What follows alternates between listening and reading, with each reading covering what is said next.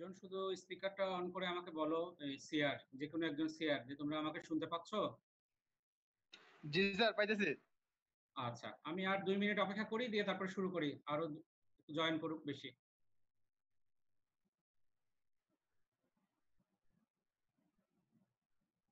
আর 2 minute অপেক্ষা করার পর আমরা শুরু করব।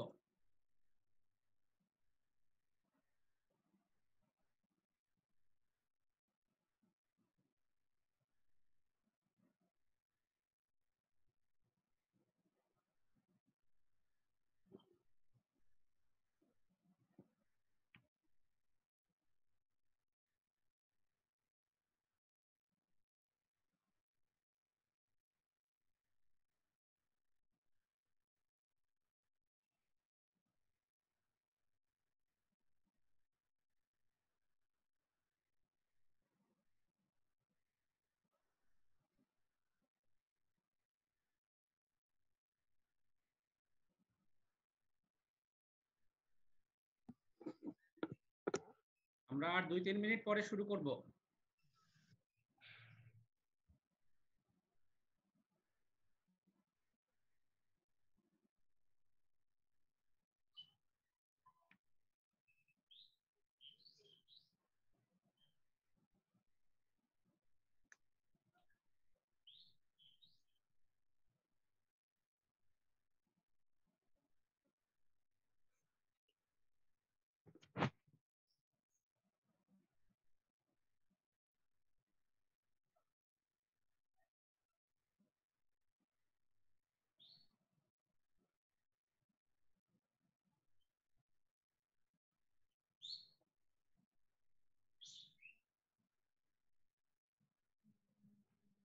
আমি একটা স্লাইড শেয়ার করেছি, তোমরা দেখতে পাচ্ছ? একজন শেয়ার আমাকে বলো।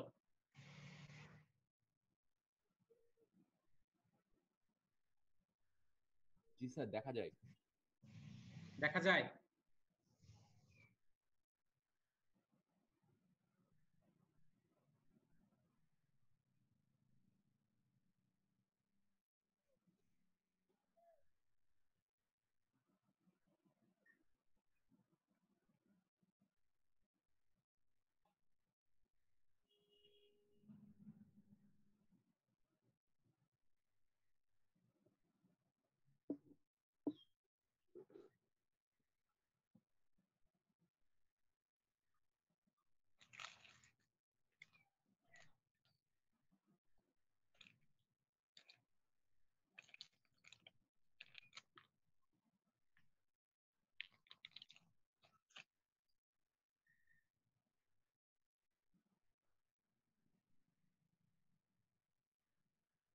এই সেকশনের শেয়ার আছো? আমার সাথে কথা বলো।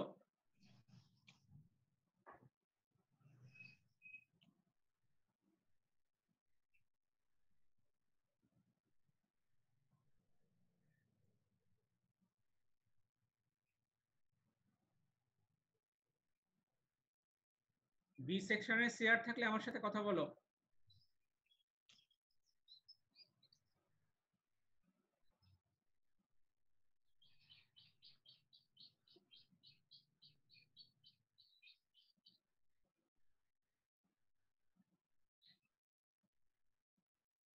সি সেকশনে শেয়ার আছো? আমার সাথে কথা বলো।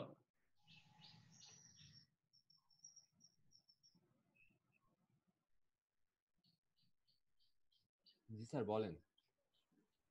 হ্যাঁ, তোমাদের সব সেকশনে তো সার্কুলেট করেছিল না আজকের ক্লাসের ব্যাপারে, জি স্যার। আইডিটা এবং পাসওয়ার্ডটা? জি স্যার।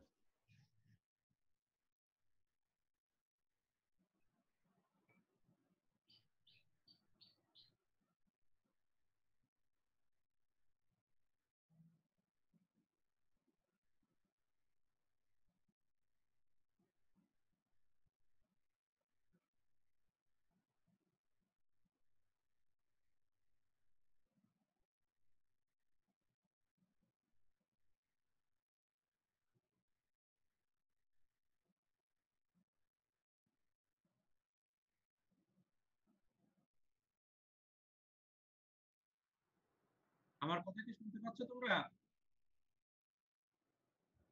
স্যার, হালকা কেটে কেটে আসছে। আচ্ছা, স্ক্রিন কি দেখতে পাচ্ছ? একটা পিপিটি শেয়ার করেছি, তোমরা কি দেখতে পাচ্ছ? জি জি স্যার দেখা পাচ্ছ? যায়। আরেকবার বলো। দেখা যায় স্যার। হ্যাঁ, দেখতে পাচ্ছ? একটা পাওয়ার পয়েন্ট প্রেজেন্টেশন আমি শেয়ার করেছি, তোমরা কি দেখতে পাচ্ছ? এস স্যার, দেখা যায়। আচ্ছা, ঠিক আছে, থ্যাংক ইউ। তোমাদের পার্টিসিপেন্ট অনেক কম কেন আমি বুঝতে পারছি না, মাত্র 65 জন 180 জনের ভিতরে। আচ্ছা, তো আমি আমার ক্লাস শুরু করি। তোমরা যদি কোনো সমস্যা হয়, সিআর এরা কথা বলবে আমাকে থামিয়ে দিয়ে, ঠিক আছে? জি স্যার। আচ্ছা, আমি ক্লাস শুরু করছি। আমাদের কোর্সটা হচ্ছে PHY অন কোর্স টাইটেল হচ্ছে ফিজিক্স। আমি আর তানভীর স্যার তোমাদের ক্লাস নিচ্ছিলাম।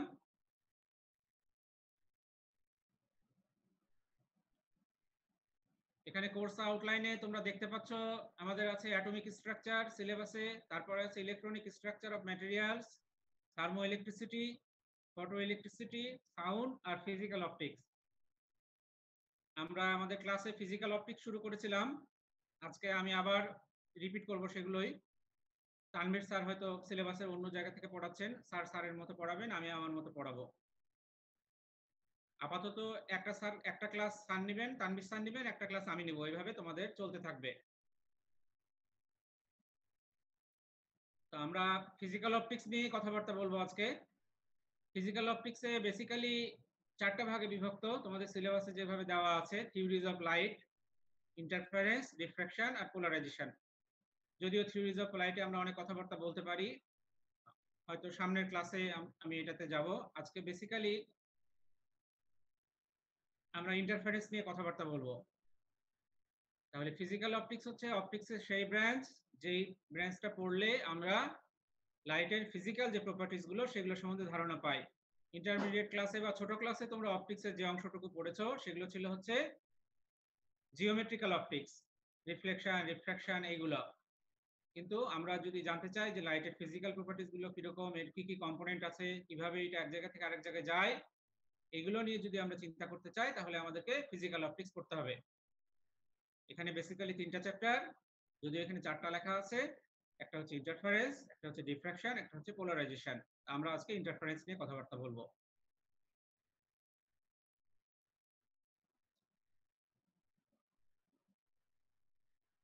তাহলে প্রথমে আমরা ইন্টারফারেন্সের ডেফিনেশন নিয়ে কথাবার্তা বলবো, তারপরে কিভাবে দুইটা ওয়েভ বা ততোধিক ওয়েভ একটার সাথে আরেকটা ইন্টারফেয়ার করতে পারে। আমরা জানি ইন্টারফারেন্সের জন্য আমাদের একাধিক সোর্স লাগবে, একটা সোর্সে কখনোই ইন্টারফারেন্স হয় না। তাহলে এগুলো কনস্ট্রাকটিভ ওয়েতে একটার সাথে আরেকটা ইন্টারফেয়ার করতে পারে, অথবা ডিস্ট্রাকটিভ ওয়েতে একটার সাথে আরেকটা ইন্টারফেয়ার করতে পারে। তাহলে আমরা ডেফিনিশন দেখবো, কনস্ট্রাকটিভ ইন্টারফারেন্স, ডিস্ট্রাকটিভ ইন্টারফারেন্স কাকে বলে সেটা দেখবো। এরপরে আমরা single slit, double slit, multiple slit, grating এগুলো কিভাবে তৈরি করতে হয় বা কিভাবে তৈরি করে সেগুলো নিয়ে কথাবার্তা বলবো। আমাদের ইন্টারফারেন্সের জন্য কোহেরেন্ট সোর্স লাগবে, যেগুলোকে আমরা আজকে ভার্চুয়াল সোর্সও বলবো। কেন ভার্চুয়াল সোর্স বলবো? কারণ এই সোর্সগুলো আমরা তৈরি করব আসলে আইডিয়ালি একটা সোর্স থেকে, এই জন্য এই সোর্স কোহেরেন্ট সোর্সগুলোকে আমরা ভার্চুয়াল সোর্স বলি। তাহলে আমরা যেগুলো দেখবো সেগুলো আমরা দেখবো ইয়ংস ডাবল স্লিট অ্যারেঞ্জমেন্টে কিভাবে কোহেরেন্ট সোর্স তৈরি হয়, ফ্রেনেজ বাইপ্রিজমে কিভাবে তৈরি হয়, থিন ফিল্ম ইন্টারফারেন্স কি এবং সেটার ছবি, নিউটন স্ট্রিং অ্যারেঞ্জমেন্ট যেটা থিন ফিল্ম ইন্টারফারেন্সের একটা এক্সাম্পল, যেটা আমাদের সিলেবাসে আছে। এরপরে আমরা পাথ ডিফারেন্স আর ফেজ ডিফারেন্সের সম্পর্ক দেখব। আমরা অ্যানালিটিক্যাল ট্রিটমেন্ট অফ ইন্টারফারেন্স পড়ব, আর আমরা থিওরি অফ ইন্টারফারেন্স ফ্রিঞ্জেস পড়ব। বেসিক্যালি এই দুইটা টপিকসই কিন্তু এই চ্যাপ্টারের মূল জিনিস, কারণ আমরা এই দুইটা টপিকসে অ্যানালিটিক্যাল ট্রিটমেন্ট অফ ইন্টারফারেন্স আর থিওরি অফ ইন্টারফারেন্স ফ্রিঞ্জেস যা কিছু শিখবো বা যে ইকুয়েশন গুলো পাবো, ডিরাইভ করবো, সেগুলোই আসলে আমরা চ্যাপ্টারের সব টপিকসে আমরা প্রয়োগ করব। কাজে এই দুইটা টপিকস পড়লেই কিন্তু পুরো চ্যাপ্টারটা ভালো করে পড়া হয়ে যায়।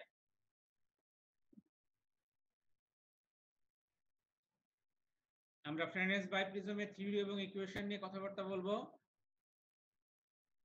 এরপরে আমরা জেনারেল ইকুয়েশন বের করব থিন ফিল্মের জন্য। থিন ফিল্মে আমরা থিন ফিল্মটাকে ইউজ করি কোহেরেন্ট সোর্স তৈরি করার জন্য।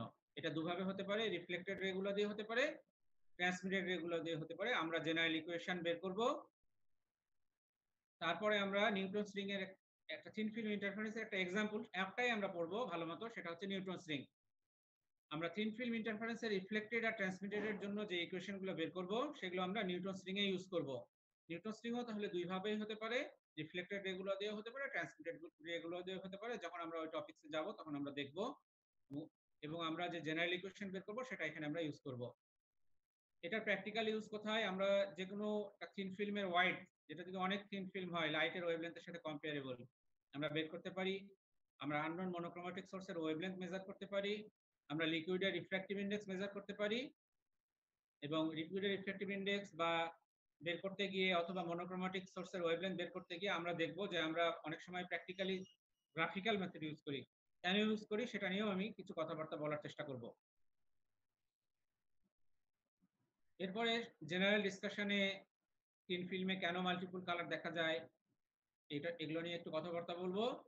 তারপরে প্রবলেমগুলো বেসিক্যালি তোমরা বই থেকে করবে। আমি আমার ক্লাসের জন্য মেইনলি অপটিক্সের ভিজুয়ালের বইটা ফলো করেছি, কিছু কিছু জায়গায় ফিজিক্স ফর ইঞ্জিনিয়ার্স, যেটা প্রফেসর গিয়াসউদ্দিন আহমেদ, সেই বইটাও ফলো করেছি। তার সাথে নেট থেকে কিছু তথ্যগুলো নিয়েছি। তবে তোমাদের জন্য এই বই দুটাই যথেষ্ট। যারা একটু অ্যাডভান্স রিডার বা আরো বেশি কিছু জানতে চাও তারা আরো অন্যান্য বইও দেখবে।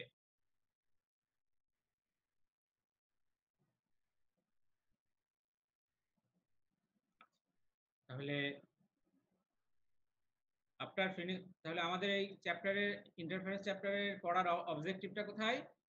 আফটার ফিনিশিং দিস চ্যাপ্টার তোমরা ইন্টারফারেন্স ফেনোমেনা কি সেটা জানতে পারবে, এবং ইয়ংস ডাবল স্লিট অথবা ফ্রেনেলস বাইপ্রিজম অথবা থিন ফিল্ম ইন্টারফারেন্সের সাথে সম্পর্কিত ইকুয়েশনগুলো বা এগুলোর ব্যবহার, বা নিউটন স্ট্রিং অ্যারেঞ্জমেন্টে কিভাবে সার্কুলার রিংগুলো হয়, এগুলো নিয়ে তোমরা ভার্বালি এবং রিটেন এক্সপ্রেশন তোমরা লিখতে পারবে। এটা হচ্ছে বেসিক যে এইম এই টপিকসের। আর তোমাদের যে লার্নিং গোল এই সিলেবাসের এই টপিকসটা পড়ার, সেগুলো হচ্ছে তোমরা বেশ কিছু টার্মের সাথে পরিচিত হবে যেগুলো তোমরা আগে থেকে জানো, আজকে এখন নতুন করে না। সেটা কি কি? ফেজ কাকে বলে, ফেজ ডিফারেন্স কাকে বলে, সুপারপজিশন কাকে বলে, ইন্টারফারেন্স কাকে বলে, পাথ ডিফারেন্স কাকে বলে, অপটিক্যাল পাথ ডিফারেন্স কাকে বলে। যখন আমরা বলি কোহারেন্স বা কোহারেন্ট সোর্স, এর মানেটাই বা কি? কোহারেন্ট ওয়েভ এর মানে কি? ইনকোহারেন্ট হলে তার মানে কি? ফ্রিঞ্জ কাকে বলে? একটা ইম্পর্টেন্ট প্যারামিটার হচ্ছে অর্ডার, তাহলে অর্ডার কাকে বলে? অ্যাঙ্গুলার পজিশন, ফ্রিঞ্জ সেপারেশন, তারপরে থিন ফিল্ম ইন্টারফারেন্স কি, এই সমস্ত টার্মের সাথে আমরা পরিচিত হব। এগুলো লার্নিং গোল নিয়ে কথাবার্তা বলছি। আমরা প্রিন্সিপাল অফ সুপারপজিশনের কি সেটা নিয়ে শেখার চেষ্টা করব। তারপরে কিভাবে ইন্টেন্সিটি ডিস্ট্রিবিউশন হয় স্ক্রিনের উপর, সেগুলো আমরা জানবো। তারপরে আমরা use or diagrams and graphs এগুলো ইউজ করব কি বোঝার জন্য? Interference pattern produce on a plane screen by two or more monochromatic coherent point or parallel line source. তাহলে এই লাইন সোর্স বা মনোক্রোমেটিক সোর্স ইউজ করে যে ঘটনাগুলো ঘটে সেগুলো আমরা থিওরি দিয়ে লিখে অথবা ছবির সাহায্যে বুঝে আমরা পড়ার চেষ্টা করব বা জানার চেষ্টা করব। এবং শুধু তাই না, আমরা ওয়েভলেন্থ, অ্যাঙ্গুলার সেপারেশন, এই সমস্ত প্যারামিটার আমরা ডিটারমিন করব, বা কি করে ডিটারমিন করতে হয় সেটা আমরা জানবো। এবং আমরা বিভিন্ন এক্সাম্পল দেখব থিন ফিল্ম ইন্টারফারেন্সের। এই হলো মিনিমাম লার্নিং গোল। এই চ্যাপ্টারটা পড়ে বা এই কোর্সের এই অংশটুকু পড়ে তোমরা এই অংশটুকু ভালো মতো বুঝতে পারবে আশা করছি। আচ্ছা, এরপরে কন্টিনিউ করার আগে আমার সাথে আরেকজন সিয়ার কথা বলো। আমার কথা কি শুনতে পাচ্ছ তোমরা? জি স্যার, শুনতে পাচ্ছি। আচ্ছা, তোমাদের পার্টিসিপেন্ট এত কম কেন? স্যার মানে স্টুডেন্টদের অনেক সমস্যা স্যার। বলো একটু দেখি শুনি। স্যার মানে এখানে তো হচ্ছে গ্রামের অনেক মানুষ থাকে, রুয়েটে তো হচ্ছে ওদের নেটের কানেকশনের প্রবলেম হয়। ওরা কি মোবাইলে দেখতে পাচ্ছে না? ওরা মোবাইল ইউজ করে? অনৈতিক গ্রামাঞ্চলে স্যার নেটেরই সমস্যা থাকে, আর বাইরে ক্লাস করতে যেতে হয়। তারপর আচ্ছা নেট কেনারও অনেক সমস্যা থাকে, মানে এমবি কিনতে হয়, এটা একটা।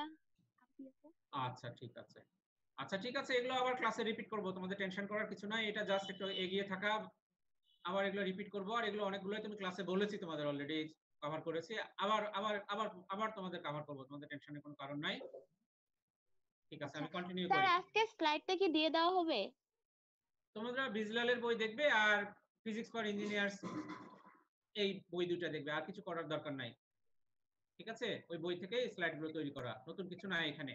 আমি বেশিরভাগই বিজলালের বই থেকে, একটা বই থেকে, তোমাদের অনেক কিছু ঘাটতে হবে সেটাও না। ঠিক আছে, আমি কন্টিনিউ করি। জি আচ্ছা। আচ্ছা, আমরা এখন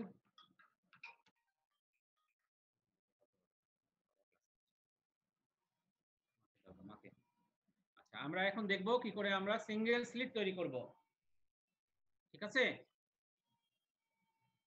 বাম দিকের ছবিটাতে আমরা যদি দেখি, উপরের ছবিটা, তাহলে এটা সিঙ্গেল স্লিটের সাইড ভিউ। আর ডান দিকের ছবিটা যদি দেখি, এটা হচ্ছে ফ্রন্ট ভিউ। তাহলে এটা আর কিছু না, একটা অবস্ট্রাকলের মাঝখানে একটা ছিদ্র করা হয়েছে, যে ছিদ্রটার ওয়াইড হচ্ছে ছোট হাতের এ পরিমাণ, রেক্ট্যাঙ্গুলার শেপের। তাহলে আমি আবারও বলি, উপরের ডান দিকের ছবিটা হচ্ছে সিঙ্গেল স্লিটের ফ্রন্ট ভিউ, আর বাম দিকের যে ছবিটা সেটা হচ্ছে সাইড ভিউ। আর এই যে ওয়াইডটা স্লিটের, সেটা হচ্ছে এ পরিমাণ চওড়া। তাহলে বইয়ে আমরা যে ছবিটা দেখবো সেটা হচ্ছে বাম দিকের মতো, এখানে সাধারণত সাইড ভিউটা দেওয়া থাকে, ফ্রন্ট ভিউটা দেওয়া থাকে না। তাহলে অপটিক্সের ভাষায় যে জায়গাটা দিয়ে লাইট প্রবেশ করবে সেটাকে আমরা বলি ট্রান্সপারেন্ট পোরশন। তাহলে এ লেখা আছে যে জায়গাটা, এই জায়গাটুকু দিয়ে আলো প্রবেশ করতে পারবে। নিচে আমরা একটা ডাবল স্লিটের ছবি দেখছি। উপরেরটার সাথে পার্থক্য হচ্ছে যে এখানে দুইটা ছিদ্র আছে, তবে এখানে দুটো শর্ত আমাকে পালন করতে হয়েছে। এক নাম্বার হচ্ছে এই ছিদ্র দুটোকে প্যারালাল হতে হবে, সিঙ্গেল স্লিট দুইটাকে প্যারালাল হতে হবে, এটা এক নম্বর শর্ত। আর দুই নম্বর শর্ত হচ্ছে এই ছিদ্র দুইটার ওয়াইড সমান হতে হবে, অর্থাৎ এটা সমান হতে হবে দুইটার জন্য। তাহলে এই দুইটা শর্ত পালন করে আমরা যদি এক স্লিট বানাই, তাহলে সেটাকে আমরা বলবো ডাবল স্লিট। আর লেফট সাইডে যেটা তোমরা দেখছো এটা হচ্ছে সাইড ভিউ, এটাই তোমরা ছবিতে দেখো, সাইড ভিউটা ছবিটা দেখো। তাহলে এই যে বি পোরশনটা, যে পোরশনটা দিয়ে লাইট পাস করতে পারে না, এটাকে অপটিক্সের ভাষায় বলা হয় ওপেক পোরশন। তাহলে আবারও বলি, এখানে দুটো শর্ত পালন করা হয়েছে। একটা হচ্ছে স্লিট গুলোর ওয়াইড সমান হতে হবে এবং দুটোকে প্যারালাল হতে থাকতে হবে।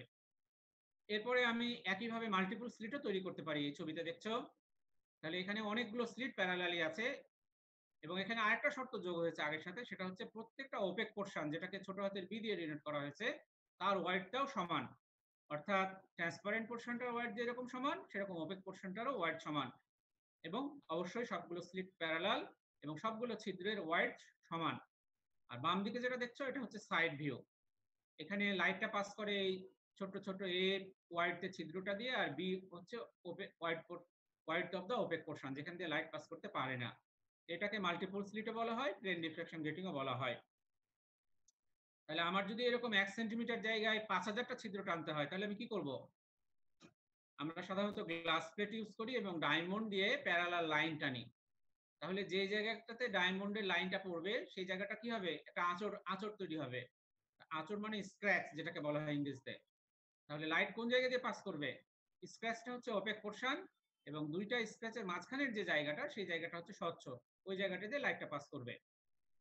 তাহলে অনেক সময় এ ধরনের মাল্টিপল স্লিটে বা গ্রেটিং এ লেখা থাকে প্যারালাল লাইনস পার সেন্টিমিটার। অবশ্যই এটা প্যারালাল হতে হবে, হিজিবিজি করে টানলে হবে না। অনেক সময় লেখা থাকে প্যারালাল রুলিংস পার সেন্টিমিটার, অনেক সময় লেখা থাকে গ্রোভস পার সেন্টিমিটার, অনেক সময় লেখা থাকে স্ক্র্যাচেস পার সেন্টিমিটার। এই যে কোনো কথাই এর উপরে লেখা থাকতে পারে। তাহলে আমি যদি 5000টা স্ক্র্যাচ টানি, তার মানে আমি 5000টা বি তৈরি করলাম, অস্বচ্ছ জায়গা তৈরি করলাম। তাহলে স্বচ্ছ জায়গা কয়টা হবে? এ কয়টা হবে? 5000-এর চেয়ে একটা কম বা একটা বেশি। তো যেহেতু 5000 একটা বড় সংখ্যা, আমি ধরে নেই এও তৈরি হবে 5000টাই। তাহলে এ প্লাস বি এই দুইটাকে একত্রে যদি একটা সিঙ্গেল ইউনিট হিসেবে চিন্তা করি, কতগুলো তৈরি হবে? এটাও 5000টাই তৈরি হবে। তাহলে একটা এ প্লাস বি কত বড়? 1 সেন্টিমিটার ডিভাইডেড বাই 5000, যেটা সবচেয়ে লাস্ট লাইনে লেখা আছে। এই 1/5000 সেন্টিমিটার, এটাকেই বলা হচ্ছে গ্রেটিং কনস্ট্যান্ট বা গ্রেটিং এলিমেন্ট। তবে আমাদের গ্রেটিং তৈরি করার সময় বা মাল্টিপল স্লিট তৈরি করার সময় মাথায় রাখতে হবে যে আমরা এক এক ধরনের ওয়েভলেন্থের লাইটের জন্য এক এক ধরনের ছিদ্রের চওড়া সম্বলিত গ্রেটিং তৈরি করি। যে গ্রেটিংটা রেড কালারের জন্য প্রযোজ্য বা ইউজ করতে পারবো, সেটা হয়তো ভায়োলেট কালারের জন্য আমরা ইউজ নাও করতে পারি। বা অথবা উল্টাভাবে যদি বলি, ভায়োলেট কালারের জন্য আমরা যে গ্রেটিংটা ইউজ করব, সেটা রেড কালারের জন্য আমরা নাও ইউজ করতে পারতে পারি, কারণ রেডের ওয়েভলেন্থ অনেক বেশি। ওই ছিদ্র দিয়ে হয়তো ভায়োলেট কালার রেড কালার পাসই করতে পারবে না। তাহলে কিন্তু গ্রেটিং এর পারপাস সার্ভ হলো না। ছিদ্রগুলোকে এরকম হতে হবে যে এর ভিতর দিয়ে লাইট পাস করতে পারে। আমরা যদি থিওরি অফ সুপারপজিশন নিয়ে কথাবার্তা বলি, তোমরা ছোট ক্লাসে পড়েছো। এখানে দেখছো 1 নাম্বার এবং 2 নাম্বার দুইটা ওয়েভ এবং দুইটা ফেজে আছে, তার মানে এখানে ডেল্টা হচ্ছে 0, ডেল্টা দিয়ে ফেজ ডিফারেন্স বোঝানো হয়েছে। তাহলে রেজাল্টেন্ট যে ওয়েভটা হবে এটার চেহারাটা হবে এই যে সাম লেখা আছে এটার মতো। আর যদি দুইটা অপোজিট ফেজে একটার উপর একটা সুপার ইম্পোজ করে তাহলে রেজাল্টেন্ট ওয়েভটা কিরকম হবে? কিছুই থাকবে না, তাই না? এখানে শুধু একটা কালো রঙের একটা দাগ দেওয়া হয়েছে। আমরা যদি ইকুয়েশন দিয়ে কথাবার্তা বলি তাহলে দেখতে পাচ্ছি আমরা যে আমরা দুইটা ওয়েভের জন্য E1 এবং E2 আমরা ধরে নেই এই দুটো সেম ডিরেকশনে আছে, কিন্তু এদের মধ্যে একটু পার্থক্য আছে, সেটা কি একটু ফেজের পার্থক্য আছে। সবচেয়ে সহজ ওয়েভের ইকুয়েশন কি পৃথিবীতে? সাইন একটা ওয়েভ বা কস একটা ওয়েভ। তো আমরা ধরে নিলাম E1 সমান s sin ওমেগা t, আর দ্বিতীয় যে ওয়েভটা যেটা ওটার সাথে সুপার ইম্পোজ করবে সেটা হচ্ছে s sin omega t plus delta. তাহলে দুইটা ওয়েভ একই রকম, শুধু একটু পার্থক্য, সেটা হচ্ছে একটা ফেজের পার্থক্য। কতটুকু ফেজের পার্থক্য? ডেল্টা পরিমাণ। এই ডেল্টাকে আমরা বলবো ফেজ ডিফারেন্স। তাহলে প্রিন্সিপাল অফ সুপারপজিশন বলে যে E1 আর E2 কে যদি আমরা ভেক্টর সাম করি তাহলে রেজাল্টেন্ট ওয়েভটা আমরা পেয়ে যাব। এখানে ভেক্টর সাম করতে হবে, কিন্তু মাথায় রাখতে হবে। তাহলে E সমান সমান এখানে যেহেতু একই ডিরেকশনে আছে, সিম্পলি আমরা সাম যদি করে দেই তাহলেই হবে E1 প্লাস E2, প্রথমটা হচ্ছে a sin omega t plus a sin omega t plus delta. এখন যদি sin a প্লাস b এর ফর্মুলায় তুমি ভাঙায় ফেলো এটাকে, sin a cos b plus cos a sin b, তারপরে কমন নাও, আলটিমেটলি তুমি পাবা 2a cos delta by 2 sin omega t plus delta by 2। এটাকে আমরা এই ফর্মে লিখতে পারি a suffix t sin omega t plus delta by 2। তাহলে দেখো আগে যে ওয়েভ নিয়ে শুরু করেছিলাম আমরা, এই ইকুয়েশনটা একই হলো। এখানে এটিটা হলো রেজাল্টেন্ট ওয়েভের টোটাল যে অ্যামপ্লিটিউড, সেটাকে আমরা a সাফিক্স t দিয়ে ডিনোট করেছি। a সাফিক্স t টা হচ্ছে twice a cos delta by 2। তাহলে এটা হচ্ছে total amplitude of the resultant wave. আচ্ছা, তাহলে এখন যদি এরকম হয়, যেটা একটু আগে বলছিলাম যে দুইটার মধ্যে ফেজ ডিফারেন্স 0, তাহলে এখানে cos 0 যদি বসাই দাও twice a cos delta by 2, তাহলে এটি কি হয়ে যাবে? cos 0 ডিগ্রি কত? 1, তাহলে এটি হয়ে যাবে টুয়াইস a। এই জন্য অ্যামপ্লিটিউডটা ডাবল হয়ে গেছে, খেয়াল করে দেখো। আর যদি ডেল্টা পাই হয়, একদম একটার সাথে আরেকটা অপোজিট ওয়েতে আছে, 180 ডিগ্রি রোটেটেড, তাহলে কি হবে? এই টার্মটা 0 হয়ে যাবে এটিটা। তাহলে এটাকে আমরা বলবো রেস্ট্রাকটিভ ইন্টারফারেন্স বা মিনিমাম ইন্টেন্সিটি, বা এই ক্ষেত্রে যে ফ্রিঞ্জ তৈরি হবে সেটাকে বলবো ডার্ক ফ্রিঞ্জ। আর যখন কি ম্যাক্সিমাম ইন্টেন্সিটি হবে, যেটা ডেল্টা 0-র জন্য, সেটাকে আমরা অনেক সময় বলি কনস্ট্রাকটিভ ইন্টারফারেন্স, অনেক সময় আমরা বলি ম্যাক্সিমাম ইন্টেন্সিটি। ফ্রিঞ্জ তৈরি হলে আমরা বলি, স্ক্রিনের উপর যদি ফ্রিঞ্জ দেখা যায় তাহলে বলি ব্রাইট ফ্রিঞ্জ। আচ্ছা, যদিও আমরা এখানে বলছি যে কোথাও ম্যাক্সিমাম ইন্টেন্সিটি হবে, কোথাও মিনিমাম ইন্টেন্সিটি হবে, কিন্তু আমাদের মাথায় রাখতে হবে যে energy is never destroyed, energy কিন্তু ডিস্ট্রয় হয় না। If energy seems to be missing from some place, it always shows up somewhere else. কোথাও মিসিং হলে তার মানে এটা অন্য কোথাও আছে, বা কোথাও বেশি হয়েছে বা কোথাও কম হয়েছে।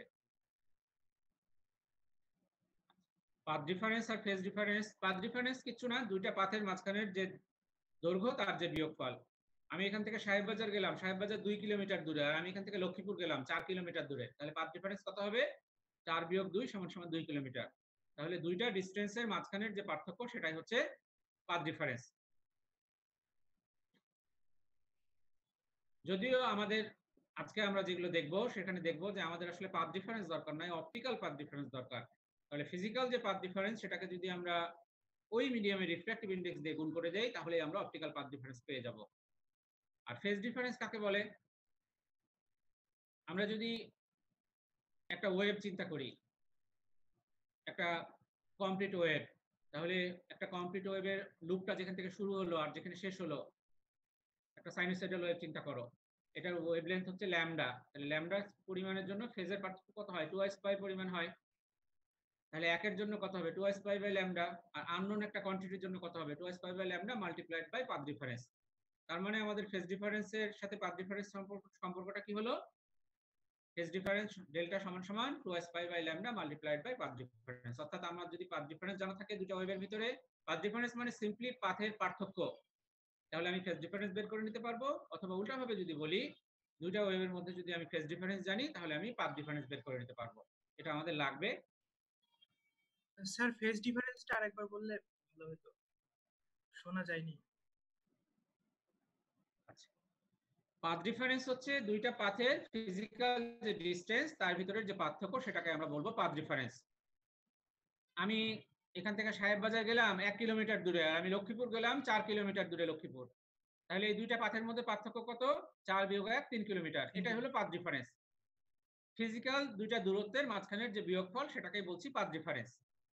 আর এই দূরত্বের বিয়োগফলটাকে যদি আমি যে মিডিয়ামের ভিতরে আমি আছি সেই মিডিয়ামের রিফ্র্যাক্টিভ ইনডেক্স দিয়ে গুণ করি তাহলে যেটা হবে সেটাকে বলবো অপটিক্যাল পাথ ডিফারেন্স। আর ফেজ ডিফারেন্স কাকে বলে? একটা সাইনোসয়েডাল ওয়েভ যদি আমি কল্পনা করি, একটা ল্যামডার জন্য কি কতটুকু ফেজের পার্থক্য হয়? 2s পাই পরিমাণ। তাহলে ল্যামডা পরিমাণ দূরত্বের জন্য যদি ফেজের পার্থক্য হয় 2s পাই, ওই কিকনে আমি বের করে ফেলতে পারি। তাহলে একের জন্য কত হবে? 2s pi by lambda. আর একটা আননোন কোয়ান্টিটি x এর জন্য কত হবে? 2s pi by lambda multiplied by x। তাহলে আমি ফেজ ডিফারেন্স বলতে পারি ডেল্টা সমান সমান 2s pi by lambda multiplied by path difference. তাহলে আমি যদি ফেজ ডিফারেন্স জানি তাহলে পাথ ডিফারেন্স বের করতে পারবো, আর যদি আমি পাথ ডিফারেন্স জানি তাহলে ফেজ ডিফারেন্স বের করে নিতে পারবো। দুইটা ওয়েভের ভিতরে খুব সহজ। ইন্টারফারেন্সের ডেফিনেশনটা তোমরা সুন্দরভাবে বই থেকে দেখবে, তাও এখানে একটু পড়ে শোনাই আমি। The phenomena of the interference of light, এটা বেসিক্যালি কিসের ভ্যালিডিটি প্রমাণ করে? ওয়েভ থিওরি অফ লাইটের ভ্যালিডিটি প্রমাণ করে। আমরা জানি লাইটকে ওয়েভ হিসেবেও চিন্তা করা যায়, পার্টিকেল হিসেবেও চিন্তা করা যায়। যেমন পোলারাইজেশনের কথা যদি বলি, আমি লাইটকে ওয়েভ না ধরলে আমি এটা এক্সপ্লেনই করতে পারবো না, রিফ্লেকশন আমি এক্সপ্লেন করতে পারবো না। কিন্তু photo electric effect, Compton effect, এগুলো আমি যদি লাইটকে পার্টিকেল না ধরি তাহলে আমি এক্সপ্লেন করতে পারবো না। যাই হোক, ইন্টারফারেন্স যখন বলে এটা ভ্যালিডেট কি করে, কাকে করে প্রমাণ করে? লাইটের ওয়েভ থিওরিকে প্রমাণ করে। তাহলে এখানে বলে যে কি হবে যখন দুইটা ওয়েভ একটার উপর আরেকটা সুপার ইম্পোজ করবে এবং সোর্স দুইটা যদি কোহেরেন্ট হয়। যদিও আমি বারবার দুইটা কথাটা বলছি, আসলে আমাদের মাথায় রাখতে হবে যে ইন্টারফারেন্সের জন্য কিন্তু দুই বা ততোধিক সোর্সের দরকার হয়। দুইটাই যে দরকার তা কিন্তু না, একাধিক দুইয়ের অধিক সোর্সেও কিন্তু ইন্টারফারেন্স হওয়া সম্ভব। তাহলে সোর্সগুলো যদি কোহারেন্ট হয় তাহলে সুপারপজিশন হবে, যেটা আমরা একটু আগে দেখেছি, এবং কোথাও ইন্টেন্সিটি বেশি হবে, কোথাও ইন্টেন্সিটি কম হবে, যে স্ক্রিনের উপরে যে ইন্টারফারেন্স প্যাটার্ন তৈরি হবে সেখানে। অর্থাৎ কনস্ট্রাকটিভ ওয়েতে কোথাও ইন্টারফেয়ার করতে পারে, ডিস্ট্রাকটিভ ওয়েতেও ইন্টারফেয়ার করতে পারে। বেসিক্যালি এটাই হলো ইন্টারফারেন্স। তাহলে এটা কি করে? লাইটের ওয়েভ প্রপার্টিকেই ভ্যালিডেট করে। বা আচ্ছা, যে ওয়েভ ফেনোমেনার কথা যেটা বলছিলাম বা ওয়েভ মডেলের যেটা কথা বলছিলাম, একটু বাম দিকের ছবিটা দেখো। বাম দিকে একটা ইলেকট্রন গান আছে। ইলেকট্রন গানের কাজ কি? ইলেকট্রন বিম বের করা। কিভাবে কাজ করে সেটা নিয়ে আপাতত চিন্তা না করলেও চলবে। মনে করি বাম দিকের এই ছবিটা থেকে ইলেকট্রন বিম বের হচ্ছে, তার সামনে একটা সিঙ্গেল স্লিট আছে যেটা ছবিতে দেখানো নয়, এবং আরো সামনে একটা ডাবল স্লিট আছে। ডাবল স্লিট মানে দুইটা ছিদ্র, যেটা একটু আগে দেখিয়েছি আমি। আমরা সামনে যদি স্ক্রিন রাখি, মজার ব্যাপার হচ্ছে স্ক্রিনের উপরে আমরা ইন্টারফারেন্স প্যাটার্ন পাবো। আর ডান দিকের ছবিটা হচ্ছে ইয়ংস ডাবল স্লিট অ্যারেঞ্জমেন্টের ছবি। এখানে সামনে একটা সিঙ্গেল স্লিট আছে যেটা সাইড ভিউ দেখানো হয়েছে, তার সামনে একটা ডাবল স্লিট আছে যেটা সাইড ভিউ দেখানো হয়েছে। এবং এই ডাবল স্লিটের ডান দিক থেকে দেখলে মনে হবে আলোগুলো এই দুইটা সোর্স থেকে বের হচ্ছে। আসলে এদের বাস্তবে কোনো অস্তিত্ব নাই, এই জন্য এদেরকে বলা হয় ভার্চুয়াল সোর্সেস। এরা পর্দার উপরে সুপার ইম্পোজ করে কোথাও ডার্ক ফ্রিঞ্জ তৈরি করবে, কোথাও ব্রাইট ফ্রিঞ্জ তৈরি করবে। একটু পরে আমি এক্সপ্লেন করব। তাহলে মূল যে কথাটা হচ্ছে যে আমি লাইট ইউজ করেও স্ক্রিনের উপরে ইন্টারফারেন্স প্যাটার্ন পেতে পারি, এরকম ইলেকট্রন বিম ইউজ করেও স্ক্রিনের উপরে ইন্টারফারেন্স প্যাটার্ন পেতে পারি। ইলেকট্রন তো ছিল পার্টিকেল, তাহলে কি করে ইন্টারফারেন্স পেলাম, প্যাটার্ন পেলাম? এটার উত্তরটা হচ্ছে যে তোমরা জানো ডি ব্রগলির হাইপোথিসিস থেকে যে যখন পার্টিকেল গুলো মুভ করে তখন তার চলার পথটা স্ট্রেট লাইন না হয়ে হয় ওয়েভের মতো। এবং এটা কি শুধু হাইপোথিসিস? অবশ্যই শুধু এটা হাইপোথিসিস না, এটার এক্সপেরিমেন্টাল এভিডেন্সও আছে। যেহেতু ওয়েভের মতো একটা পাথে এটা মুভ করে, যদিও চেহারাটা এত সিম্পল ওয়েভের মতো না, সেই কারণেই আসলে এই ডিফ্র্যাক্টেড, এই স্লিটের ভিতরে পাস করার ফলে ইলেকট্রন বিমগুলো ডিফ্র্যাক্টেড হয়ে যাবে এবং তারা সুপার ইম্পোজ হবে একটার সাথে আরেকটা, এবং এর ফলাফল হচ্ছে পর্দার উপরে আমরা ইন্টারফারেন্স প্যাটার্ন পাবো। তাহলে ইন্টারফারেন্স প্যাটার্ন পাওয়ার অর্থ হচ্ছে যেখানে এই ঘটনাটার সাথে ওয়েভ জড়িত, তাহলে এটা প্রমাণ করছে যে ইলেকট্রনের চলার পথটা কিন্তু স্ট্রেট লাইন ছিল না, ওয়েভের মতো ছিল। তাহলে এটাই হচ্ছে বেসিক্যালি যে ওয়েভ মডেল যেটা নিয়ে কথাবার্তা বলছিলাম। আর লাইটের ক্ষেত্রে তো এটা বুঝতে খুব সোজা, যদিও ইলেকট্রন বিমের জন্য বোঝাটা একটু কঠিন। তাহলে দুটোই কিন্তু আমরা ওয়েভ থিওরি দিয়ে এক্সপ্লেন করতে পারবো, সেটা লাইটই হোক আর পার্টিকেল বিমই হোক। তাহলে ইয়ংস ডাবল স্লিট এক্সপেরিমেন্ট কি?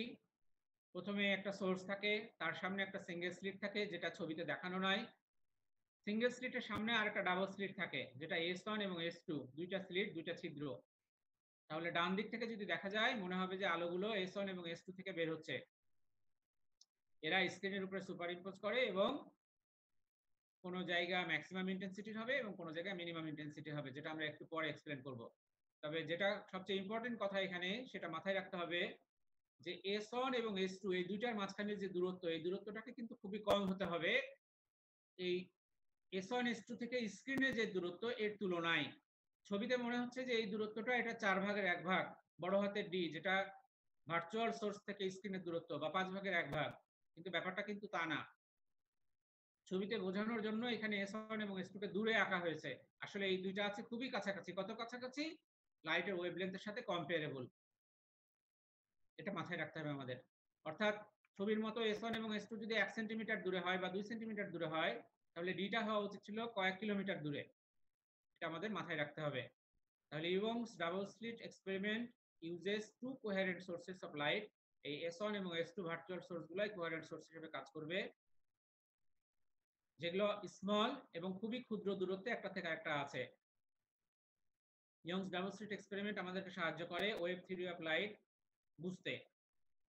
আর স্ক্রিনটা যেটা বড় হাতে ডি পরিমাণ দূরত্বে অবস্থিত এই S1 এবং S2 থেকে, সেটা কিন্তু এই ভার্চুয়াল সোর্সগুলো S1 এবং S2 এর দূরত্বটার তুলনায় অনেক অনেক অনেক অনেক গুণ বেশি দূরত্বে অবস্থিত।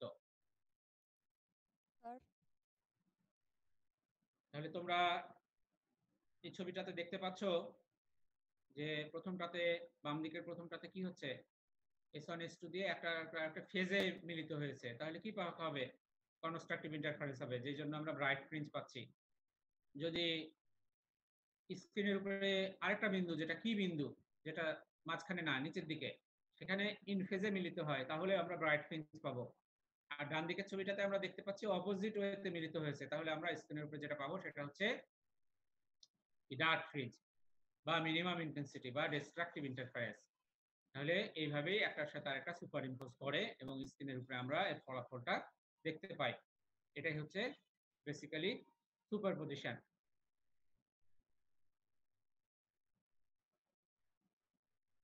তাহলে interference fringes on the screen can be explained on the basis of this theory. When light passes through S হচ্ছে একটা single slit, spherical wave front যেগুলো তৈরি হবে সেগুলো এখান থেকে বের হবে। হাইগেন্স প্রিন্সিপল নিয়ে আমরা সামনের ক্লাসে আলাপ করব। হাইগেন্স প্রিন্সিপল বেসিক্যালি কি বলে, ওই ওয়েভ ফ্রন্টের উপরের প্রত্যেকটা পয়েন্টই হবে একটা সেকেন্ডারি সোর্স, যেগুলো S1 এবং S2 যেগুলো খুবই কাছাকাছি আছে সেই জায়গা দুটো দিয়ে আবার বের হবে বাইরের দিকে। অর্থাৎ S1 এবং S2 কি ভার্চুয়াল সোর্স হিসেবে কাজ করবে।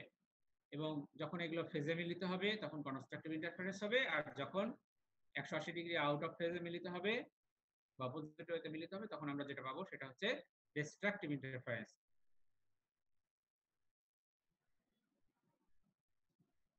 তাহলে ইন্টারফারেন্সের জন্য মূল কথাটাই হচ্ছে যে we need more than one sources. একটা সোর্সে কখনো ইন্টারফারেন্স হয় না, এটা মাথায় রাখতে হবে। যেখানে ইন্টারফারেন্স সেখানে বুঝতে হবে যে একাধিক সোর্স জড়িত। যদিও আমরা ল্যাবে কাজ করার সময় একটা সোডিয়াম লাইট জ্বালাই, তোমরা খেয়াল করে দেখো নিউট্রন স্ট্রিং এর এক্সপেরিমেন্ট যখন করেছিলে আমরা সোডিয়াম লাইট জ্বালিয়েছিলে একটা। তাহলে আমাদের বুঝতে হবে যে ওই একটা সোর্স থেকে আসলে অনেকগুলো সোর্স কোনো না কোনো ভাবে তৈরি করে নেওয়া হয়েছিল, যেগুলোকে এখন আমরা ভার্চুয়াল সোর্স বলছি। তাহলে ইন্টারফারেন্স ঘটনাটা কখনোই একা একাই ঘটতে পারে না, আমাদের দরকার হচ্ছে মোর দ্যান অন সোর্সেস। তবে দুটো সোর্স থাকলেই বা দুইয়ের অধিক সোর্স থাকলেই যে ইন্টারফারেন্স হবে তা কিন্তু না, সোর্সগুলোকে হতে হবে অবশ্যই কোহেরেন্ট। তাহলে কি কি শর্ত পালন করলে তাদেরকে আমরা কোহেরেন্ট সোর্স বলবো সেগুলো স্ক্রিনের উপর লেখা আছে দেখো। দুইটা সোর্সের ওয়েভলেন্থ কি হতে হবে? সেম হতে হবে। 2 নাম্বার, তাদের মধ্যে ফেজ ডিফারেন্স 0 থাকতে হবে অথবা কনস্ট্যান্ট একটা ফেজ ডিফারেন্স থাকতে হবে সব সময়। দুইটা সোর্সকে খুবই কাছাকাছি থাকতে হবে, যেটা একটু আগে বললাম। খুবই কাছাকাছি মানে কত কাছাকাছি? লাইটের ওয়েভলেন্থের সাথে কম্পারেবল। অ্যামপ্লিটিউড অথবা ইন্টেন্সিটি, আমরা জানি একটা ওয়েভের ইন্টেন্সিটি হচ্ছে প্রপোর্শনাল টু অ্যামপ্লিটিউড স্কয়ার। তাহলে অ্যামপ্লিটিউড বলাও যে কথা, ইন্টেন্সিটি বলাও কিন্তু একই কথা। তাহলে ওয়েভের এই অ্যামপ্লিটিউড গুলো কি হতে হবে, দুইটা ওয়েভের প্রায় সমান হতে হবে। কেন প্রায় সমান বলছি, কারণ ডিস্ট্রাকটিভ ইন্টারফারেন্স হলে দুইটা যদি অপোজিট অ্যামপ্লিটিউড সমান না হয় তাহলে কিন্তু আমরা জিরো পাবো না। এই জন্য এতগুলো শর্ত যে দুইটা সোর্সকে কনস্ট্যান্ট ফেজ ডিফারেন্স মেনটেন করতে হবে অথবা জিরো ফেজ ডিফারেন্স মেনটেন করতে হবে, তাদেরকে মনোক্রোমাটিক হতে হবে, অ্যামপ্লিটিউড সেম হতে হবে, তাদেরকে খুবই কাছাকাছি থাকতে হবে। এতগুলো শর্ত পালন করলেই আমরা সেই সোর্সগুলোকে বলবো কোহেরেন্ট সোর্স। দুইটা আলাদা আলাদা লাইটের জন্য কিন্তু এই শর্তগুলো পালন করা সম্ভব হয় না। এই জন্য ভার্চুয়াল সোর্সগুলো তৈরি করা হয় একটা মাত্র সোর্স থেকে, এবং একটা মাত্র সোর্স থেকে তৈরি করা হয় বলে এদেরকে আমরা ভার্চুয়াল সোর্সেস বলি। এবং এই ভার্চুয়াল সোর্সগুলোই কিন্তু কোহেরেন্ট সোর্সের শর্তগুলো পালন করে। আমরা এরপরের স্লাইডে কি করে কোহেরেন্ট সোর্স তৈরি করতে হয় বা তৈরি করব আমরা ল্যাবে বা এক্সপেরিমেন্ট সেটআপ ইউজ করে সেগুলো নিয়ে কথাবার্তা বলবো, থিওরি না কিন্তু, জাস্ট কি কি উপায়ে আমরা একটা সোর্স থেকে একাধিক সোর্স তৈরি করব, ভার্চুয়াল সোর্স তৈরি করব যেগুলো কোহেরেন্ট সোর্সের শর্তগুলো পালন করবে, সেগুলো নিয়ে কথাবার্তা বলবো। আচ্ছা, বাম দিকের ছবিটা খুব সহজ, যেটা নিয়ে আর কথা বলার দরকার নাই। ইয়ংস ডাবল স্লিট অ্যারেঞ্জমেন্ট, লাইটের সামনে একটা সিঙ্গেল স্লিট থাকে এবং তার কিছু দূর সামনে একটা ডাবল স্লিট থাকে। তাহলে ডাবল স্লিটের উপরে যখন একটা স্ফেরিক্যাল ওয়েভফ্রন্ট পড়ে, প্রত্যেকটা পয়েন্টই থাকে একটা সেকেন্ডারি সোর্স, এবং এ এবং বি এর ডান দিক থেকে যদি দেখি ছবিতে যেটা ডাবল স্লিট, তাহলে আমার কাছে মনে হবে যে আলোগুলো এ এবং বি দুইটা জায়গা থেকে আসছে, এদের কোনো বাস্তবে অস্তিত্ব নাই। এরাই কিন্তু আসলে কোহেরেন্ট সোর্সের শর্ত পালন করবে এবং ভার্চুয়াল সোর্স হিসেবে কাজ করবে, এবং স্ক্রিনের উপরে আমরা ফলাফলটা দেখতে পাবো। তাহলে আবারও বলি, এ এবং বি এর মাঝখানের যে দূরত্বটা, সেটা কিন্তু এই এ এবং বি ভার্চুয়াল সোর্স থেকে স্ক্রিনের যে দূরত্ব, যেটাকে ক্যাপিটাল ডি দিয়ে ডিনোট করা হয়েছে, তার তুলনায় কিন্তু অনেক অনেক অনেক গুণ বড়, ছবির মতো না কিন্তু। আর এ এবং বি ভার্চুয়াল সোর্সগুলোর মাঝখানের যে দূরত্ব, এটাকে আমরা ডিনোট করি ছোট হাতের ডি দিয়ে, ছবিতে অবশ্য দেখানো নাই। তাহলে ভার্চুয়াল সোর্সগুলোর মধ্যে দূরত্বকে আমরা ছোট হাতের ডি দিয়ে ডিনোট করব, আর ভার্চুয়াল সোর্স থেকে স্ক্রিনের যে দূরত্ব সেটাকে আমরা ডিনোট করব বড় হাতের ডি দিয়ে। তাহলে এই ধরনের অ্যারেঞ্জমেন্ট, যেটাতে সিঙ্গেল স্লিট থাকে এবং তার সামনে একটা ডাবল স্লিট থাকে, সেটাকে আমরা বলি ইয়ংস ডাবল স্লিট অ্যারেঞ্জমেন্ট। আমরা একই ধরনের কাজ ইউজ করতে পারি যদি আমরা ডাবল স্লিটের পরিবর্তে এখানে একটা বাইপ্রিজম ইউজ করি, ফ্রেনেলস বাইপ্রিজম যেটাকে বলা হয়, ফ্রেনেলস বাইপ্রিজম, ফ্রেনেলের বাইপ্রিজম।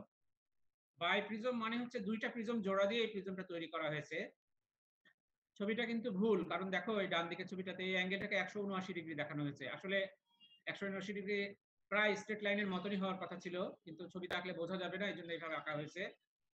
তাহলে দুইটা প্রিজম জোড়া দেওয়া হয়েছে, যে প্রিজমের একটা কোণ ছিল 90 ডিগ্রি, একটা কোণ ছিল হাফ ডিগ্রি, আর আরেকটা কোণ ছিল 90 ডিগ্রির থেকে হাফ ডিগ্রি কম, অর্থাৎ 89.5 ডিগ্রি। তাহলে যখন এরকম দুইটা প্রিজম আমরা জোড়া দিব, তখন যে অ্যাঙ্গেলটা তৈরি হবে সেটা হচ্ছে 179 ডিগ্রি, 179 ডিগ্রি। তাহলে এই দুইটা প্রিজম একসাথে জোড়া দিলে যে প্রিজমটা তৈরি হবে, সেই প্রিজমটাকে আমরা বলছি ফ্রেনেলস বাইপ্রিজম। তাহলে এই ফ্রেনেলস বাইপ্রিজমের দুইটা অ্যাঙ্গেল হাফ ডিগ্রি, আর আরেকটা অ্যাঙ্গেল হচ্ছে, যেটাকে অ্যাপেক্স বলছি, 179 ডিগ্রি। ছবিতে বোঝানোর জন্য এটাকে এভাবে দেখানো হয়েছে। আসলে খালি চোখে দেখে এটা অলমোস্ট বোঝা প্রায় মুশকিল যে কোন পাশটা 180 ডিগ্রি আর কোন পাশটা 179 ডিগ্রি।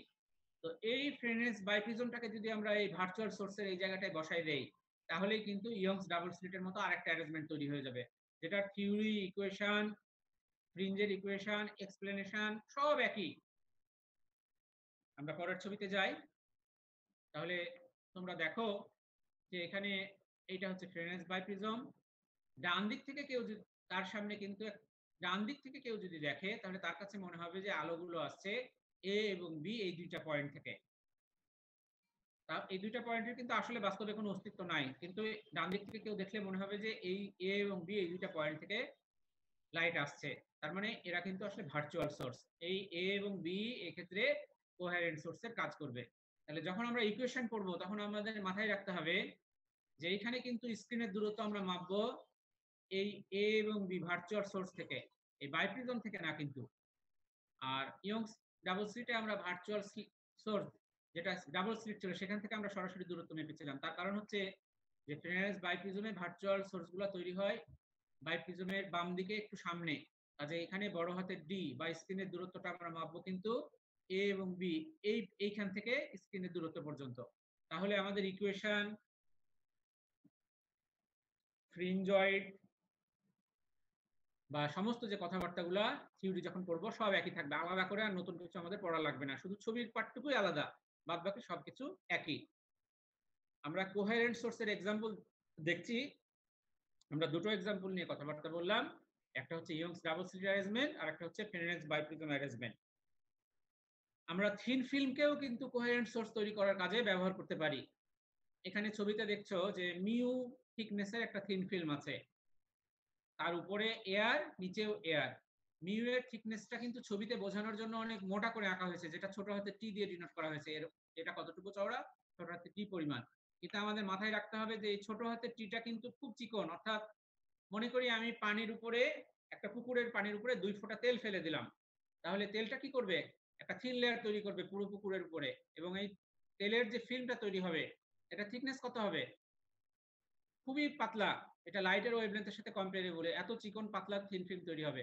অথবা আমরা যদি সাবানের বুদবুদের কথা বলি, সাবানের বুদবুদ যদি আমরা ফুলাই, তাহলে যে গোল যে বাবুলটা তৈরি হয়, বাবুলের যে বলটা, এর থিকনেস কত, খুবই থিন। তাহলে এই ধরনের থিকনেসকে আমরা বলছি থিন ফিল্ম, এটা মাথায় রাখতে হবে। তাহলে ছবিতে যেরকম মিউকে অনেক মোটা মনে হচ্ছে, এই যে টিটাকে, এটা কিন্তু এত মোটা না, এটা খুবই থিন একটা ফিল্ম, যেটা লাইটের ওয়েভলেন্থের সাথে কম্পারেবল। বাম দিকের ছবিটাতে দেখছি, মনে করি যে এস এ একটা সোর্স আছে, সোর্স থেকে আলোটা এস এ পর্যন্ত আসলো, এতে আসার পরে একটা অংশ রিফ্লেক্টেড হবে যেটা এটি, আর আরেকটা অংশ এ থেকে রিফ্লেক্টেড হয়ে বিতে আসবে, বি থেকে আবার রিফ্লেক্টেড হয়ে সিতে আসবে, সি থেকে আবার উপরের দিকে পি কিউ এর দিকে যাবে। তাহলে আমরা দুটো রে পেলাম, টি এবং কিউ। যদিও ছবিতে দুটো রে হয়েছে, আসলে কিন্তু দুটো রে না, আমরা অসংখ্য প্যারালাল রে পাবো, কারণ সি থেকে আবার আরেকটা পোর্শন কি হবে, নিচের দিকে যাবে, মাল্টিপল রিফ্লেকশন হবে, আবার এই নিচ থেকে উপরের দিকে আরেকটা আসবে এবং সেটা ডান দিকে যাবে, উপরের দিকে যাবে। তাহলে যদিও ছবিতে দুইটা প্যারালাল রে দেখানো হয়েছে টি এবং কিউ, আসলে দুইটা প্যারালাল রে না, আমরা অনেকগুলো প্যারালাল রে এরকম পাবো। তাহলে ডান দিক থেকে কেউ যদি দেখে টি আর কিউ, তাহলে তার কাছে কটা মনে হবে সোর্স, দুটা। আসলে কি এদের বাস্তব কোনো অস্তিত্ব আছে, নাই, এরাই আমাদের ইন্টারফারেন্সের জন্য ভার্চুয়াল সোর্সের কাজ করবে। এবং এই জন্যই আমরা সোপ বাবুলে মাল্টিপল কালার দেখি, ওখানে ইন্টারফারেন্স হয়, ওয়েল ফিল্মে মাল্টিপল কালার দেখি, কারণ ওখানে ইন্টারফারেন্স হয়, কারণ সূর্য আলো যখন পড়ে ওই এই ধরনের উপায়ে অনেকগুলো কি সোর্স তৈরি হয়, ভার্চুয়াল সোর্স তৈরি হয়, যেগুলো পরে ইন্টারফেয়ার করে এবং ইন্টারফারেন্স নামক ঘটনাটা ঘটায় এবং কনস্ট্রাকটিভ এবং ডিস্ট্রাকটিভ ইন্টারফারেন্স হয়, যেটা আমরা দেখি। তাহলে বাম দিকের ছবিটাতে টি আর কিউ ভার্চুয়াল সোর্স হিসেবে কাজ করবে। এটা আমরা উপরের দিক থেকে দেখলাম, এই জন্য এটা হেডিং হচ্ছে thin film interference due to reflected raise.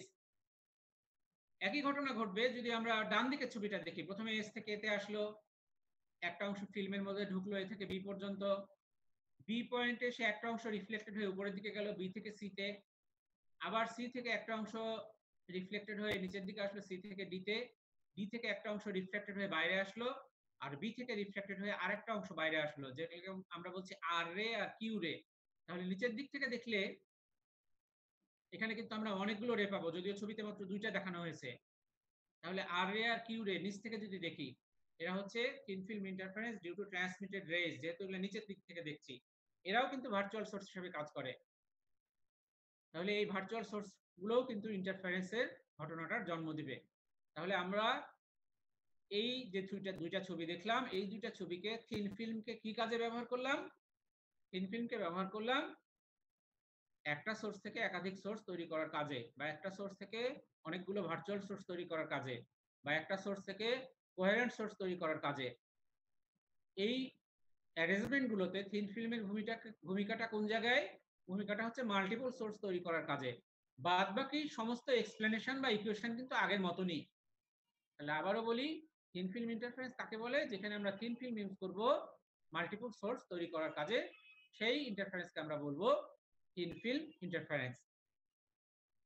আমরা একটা এক্সাম্পল দেখি, আমাদের সিলেবাসে একটা এক্সাম্পল আছে থিন ফিল্ম ইন্টারফারেন্সের, যেটাকে বলা হচ্ছে নিউটনস রিং অ্যারেঞ্জমেন্ট। বাম দিকের ছবিটা যদি দেখি, একটা গ্লাস প্লেটের ধার দেখতে পাচ্ছ, প্লেন একটা গ্লাস প্লেট যার উপরে একটা প্লেনো কনভেক্স লেন্স বসানো আছে।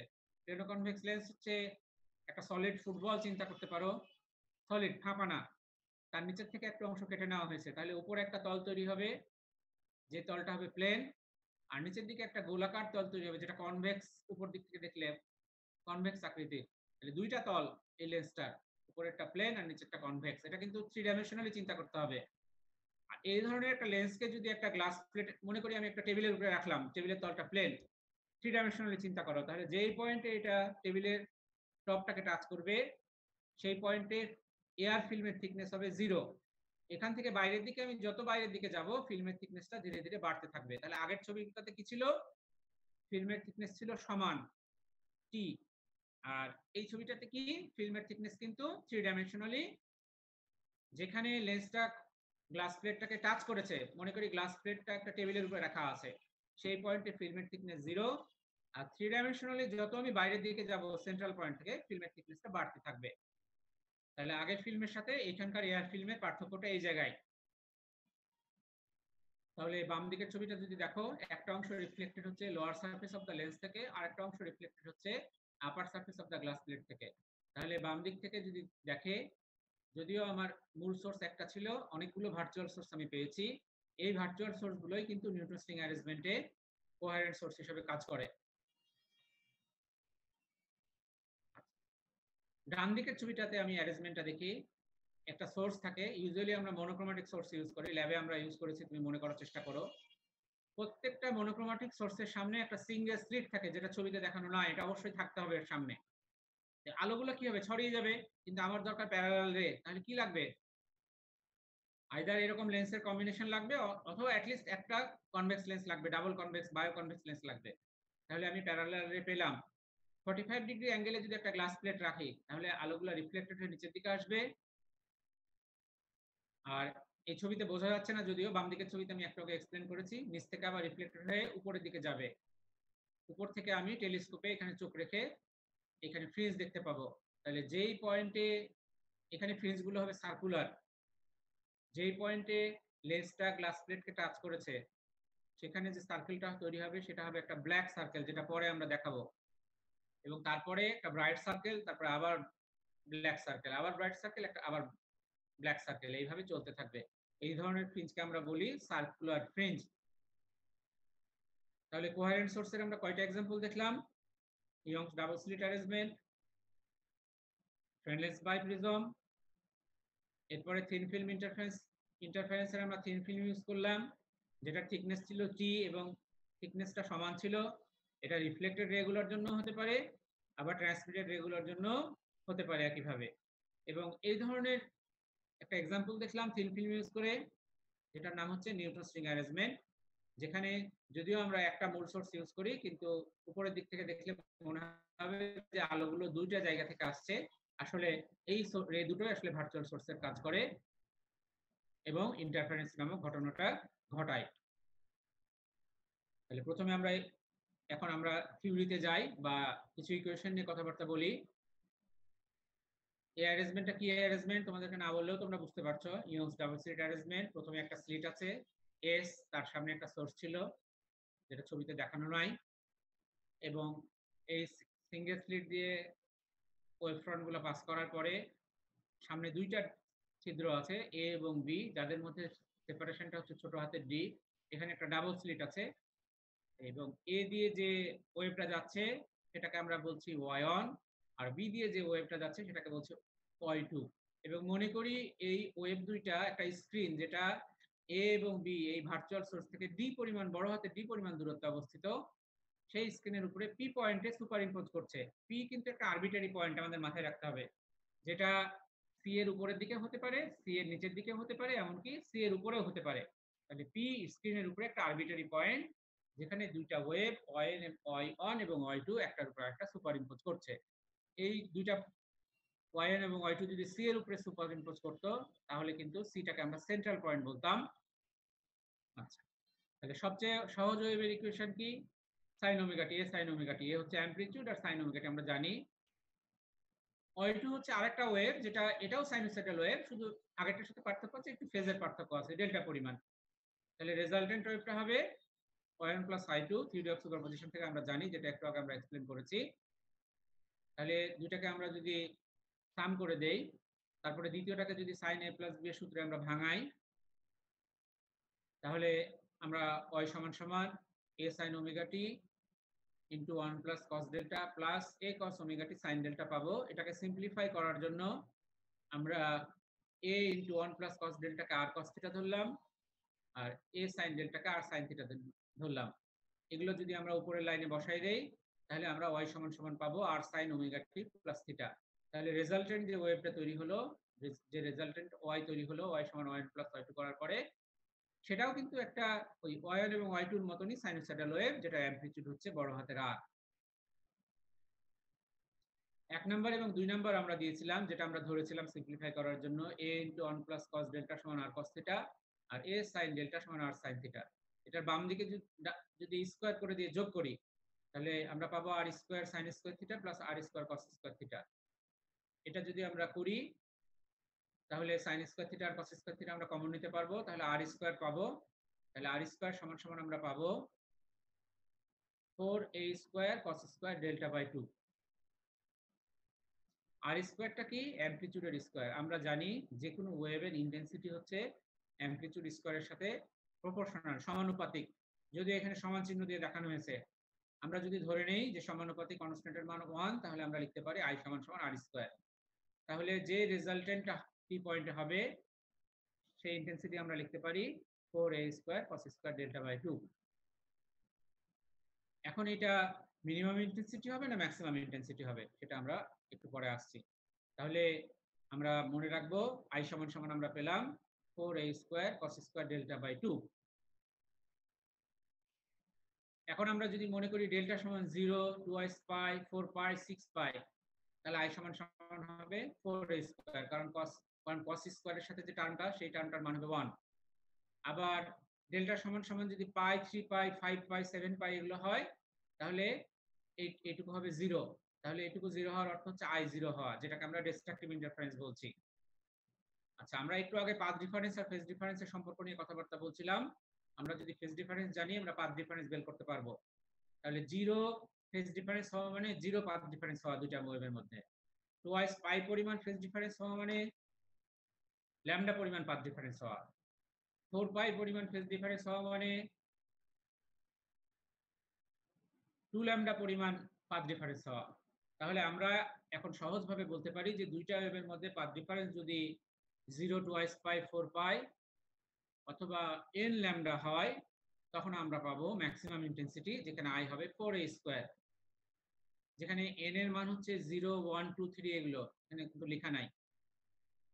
আচ্ছা, আর যদি দুইটা ওয়েভের মধ্যে ফেজ ডিফারেন্স হয় পাই, 3 পাই, 5 পাই, অথবা পাথ ডিফারেন্স হয় পাই ফেজ ডিফারেন্স হওয়া মানে পাথ ডিফারেন্স হওয়া lambda by 2, 3 pi phase difference হওয়া মানে পাথ ডিফারেন্স হচ্ছে 3 lambda by 2, 5 pi phase difference হওয়া মানে পাথ ডিফারেন্স হচ্ছে 5 ল্যামডা বাই 2। তাহলে এইটাকে আমরা সংক্ষেপে বলতে পারি twice n plus 1 lambda by 2। Twice n plus 1 এটা কিন্তু একটা ওয়ার্ড নাম্বার। n এর ভ্যালু আমি যাই বসাই না কেন, 0, 1, 2, 3, 4, 5, আমি টুয়াইস n প্লাস 1 যদি করি তাহলে আমি একটা ওয়ার্ড নাম্বার পাবো। এই জন্য এটাকে বলা হয় odd multiple of lambda by 2। তাহলে আমরা বলতে পারি দুইটা ওয়েভের মধ্যে পাথ ডিফারেন্স যদি হয় odd multiple of lambda by 2, তাহলে ইন্টেন্সিটি হবে মিনিমাম ইন্টেন্সিটি। তাহলে আবারও আমি বলি, দুইটা ওয়েভের মধ্যে পাথ ডিফারেন্স যদি even multiple of lambda by 2 হয় তাহলে পাবো ম্যাক্সিমাম ইন্টেন্সিটি, আর দুইটা ওয়েভের মধ্যে পাথ ডিফারেন্স যদি হয় odd multiple of lambda by 2 তাহলে আমি পাবো মিনিমাম ইন্টেন্সিটি। আচ্ছা, স্ক্রিনের উপরে যে ইন্টেন্সিটি ডিস্ট্রিবিউশনটা হবে সেটা হবে এই নিচের ছবিটার মতো। এই সি পয়েন্টটা কিন্তু 0, এই যে ও দিয়ে যে পয়েন্টটা আছে উপরের অ্যাক্সিসে হচ্ছে ইন্টেন্সিটি আর নিচের অ্যাক্সিসে হচ্ছে পাথ ডিফারেন্স বা ফেজ ডিফারেন্স। তাহলে যখন পাথ ডিফারেন্স বা ফেজ ডিফারেন্স 0 হয় তখন আমি ম্যাক্সিমাম ইন্টেন্সিটি বা একটু আগে বললাম। তাহলে এই সি পয়েন্টের উপরে কিন্তু আমি ম্যাক্সিমাম ইন্টেন্সিটি পাবো। তারপরে টুয়াইস পাই পরিমাণ উপরের দিকে গেলে আবার আরেকটা ম্যাক্সিমাম ইন্টেন্সিটি পাবো, 4 পাই পরিমাণ উপরের দিকে গেলে আরেকটা ম্যাক্সিমাম ইন্টেন্সিটি পাবো। ঠিক একইভাবে নিচের দিকেও কিন্তু টুয়াইস পাই পরিমাণ নিচে আসলে একটা ম্যাক্সিমাম ইন্টেন্সিটি পাবো, টুয়াইস 4 পাই পরিমাণ নিচে আসলে আরেকটা ম্যাক্সিমাম ইন্টেন্সিটি পাবো, 6 পাই পরিমাণ নিচে আসলে আরেকটা ম্যাক্সিমাম ইন্টেন্সিটি পাবো। আর এর মাঝখানের যে জায়গাগুলা যেগুলো পাই, 3 পাই, 5 পাই, এগুলো হবে মিনিমাম ইন্টেন্সিটি পজিশন। এটাকে বলা হচ্ছে ইন্টেন্সিটি ডিস্ট্রিবিউশন। তাহলে আমরা দেখলাম অ্যানালিটিক্যাল ট্রিটমেন্ট অফ ইন্টারফারেন্স। এই কনসেপ্টগুলোই আমরা ইন্টারফারেন্সের সব টপিকসে ইউজ করব। কাজে ইন্টারফারেন্স টপিকসটা খুবই সোজা, এখানে যদি এই অংশটুকু ভালো করে বোঝা যায় আসলে গোটা চ্যাপ্টার বোঝা হয়ে যায়। আচ্ছা, এবার আসি আমরা থিওরি অফ ইন্টারফারেন্স ফ্রিঞ্জেসে। এই ছবিটা আগের ছবিটার মতনই, শুধু একটু পার্থক্য আছে। আমরা এখানে যে আরবিটারি পয়েন্টটা স্ক্রিনের উপরে পি মনে করেছিলাম, আমরা ধরে নিচ্ছি সি থেকে পি পয়েন্টের দূরত্ব ছোট হাতের এক্স। তাহলে আমরা এবার সি থেকে কত উপরে গেলে মিনিমাম ইন্টেন্সিটি পাবো বা কত উপরে গেলে ম্যাক্সিমাম ইন্টেন্সিটি পাবো সেইভাবে কথাগুলো বলবো। তাহলে আমরা ধরে নেই স্ক্রিনের উপরে পি একটা আরবিটারি পয়েন্ট, যেই পয়েন্টটা সি থেকে এক্স পরিমাণ দূরত্বে অবস্থিত।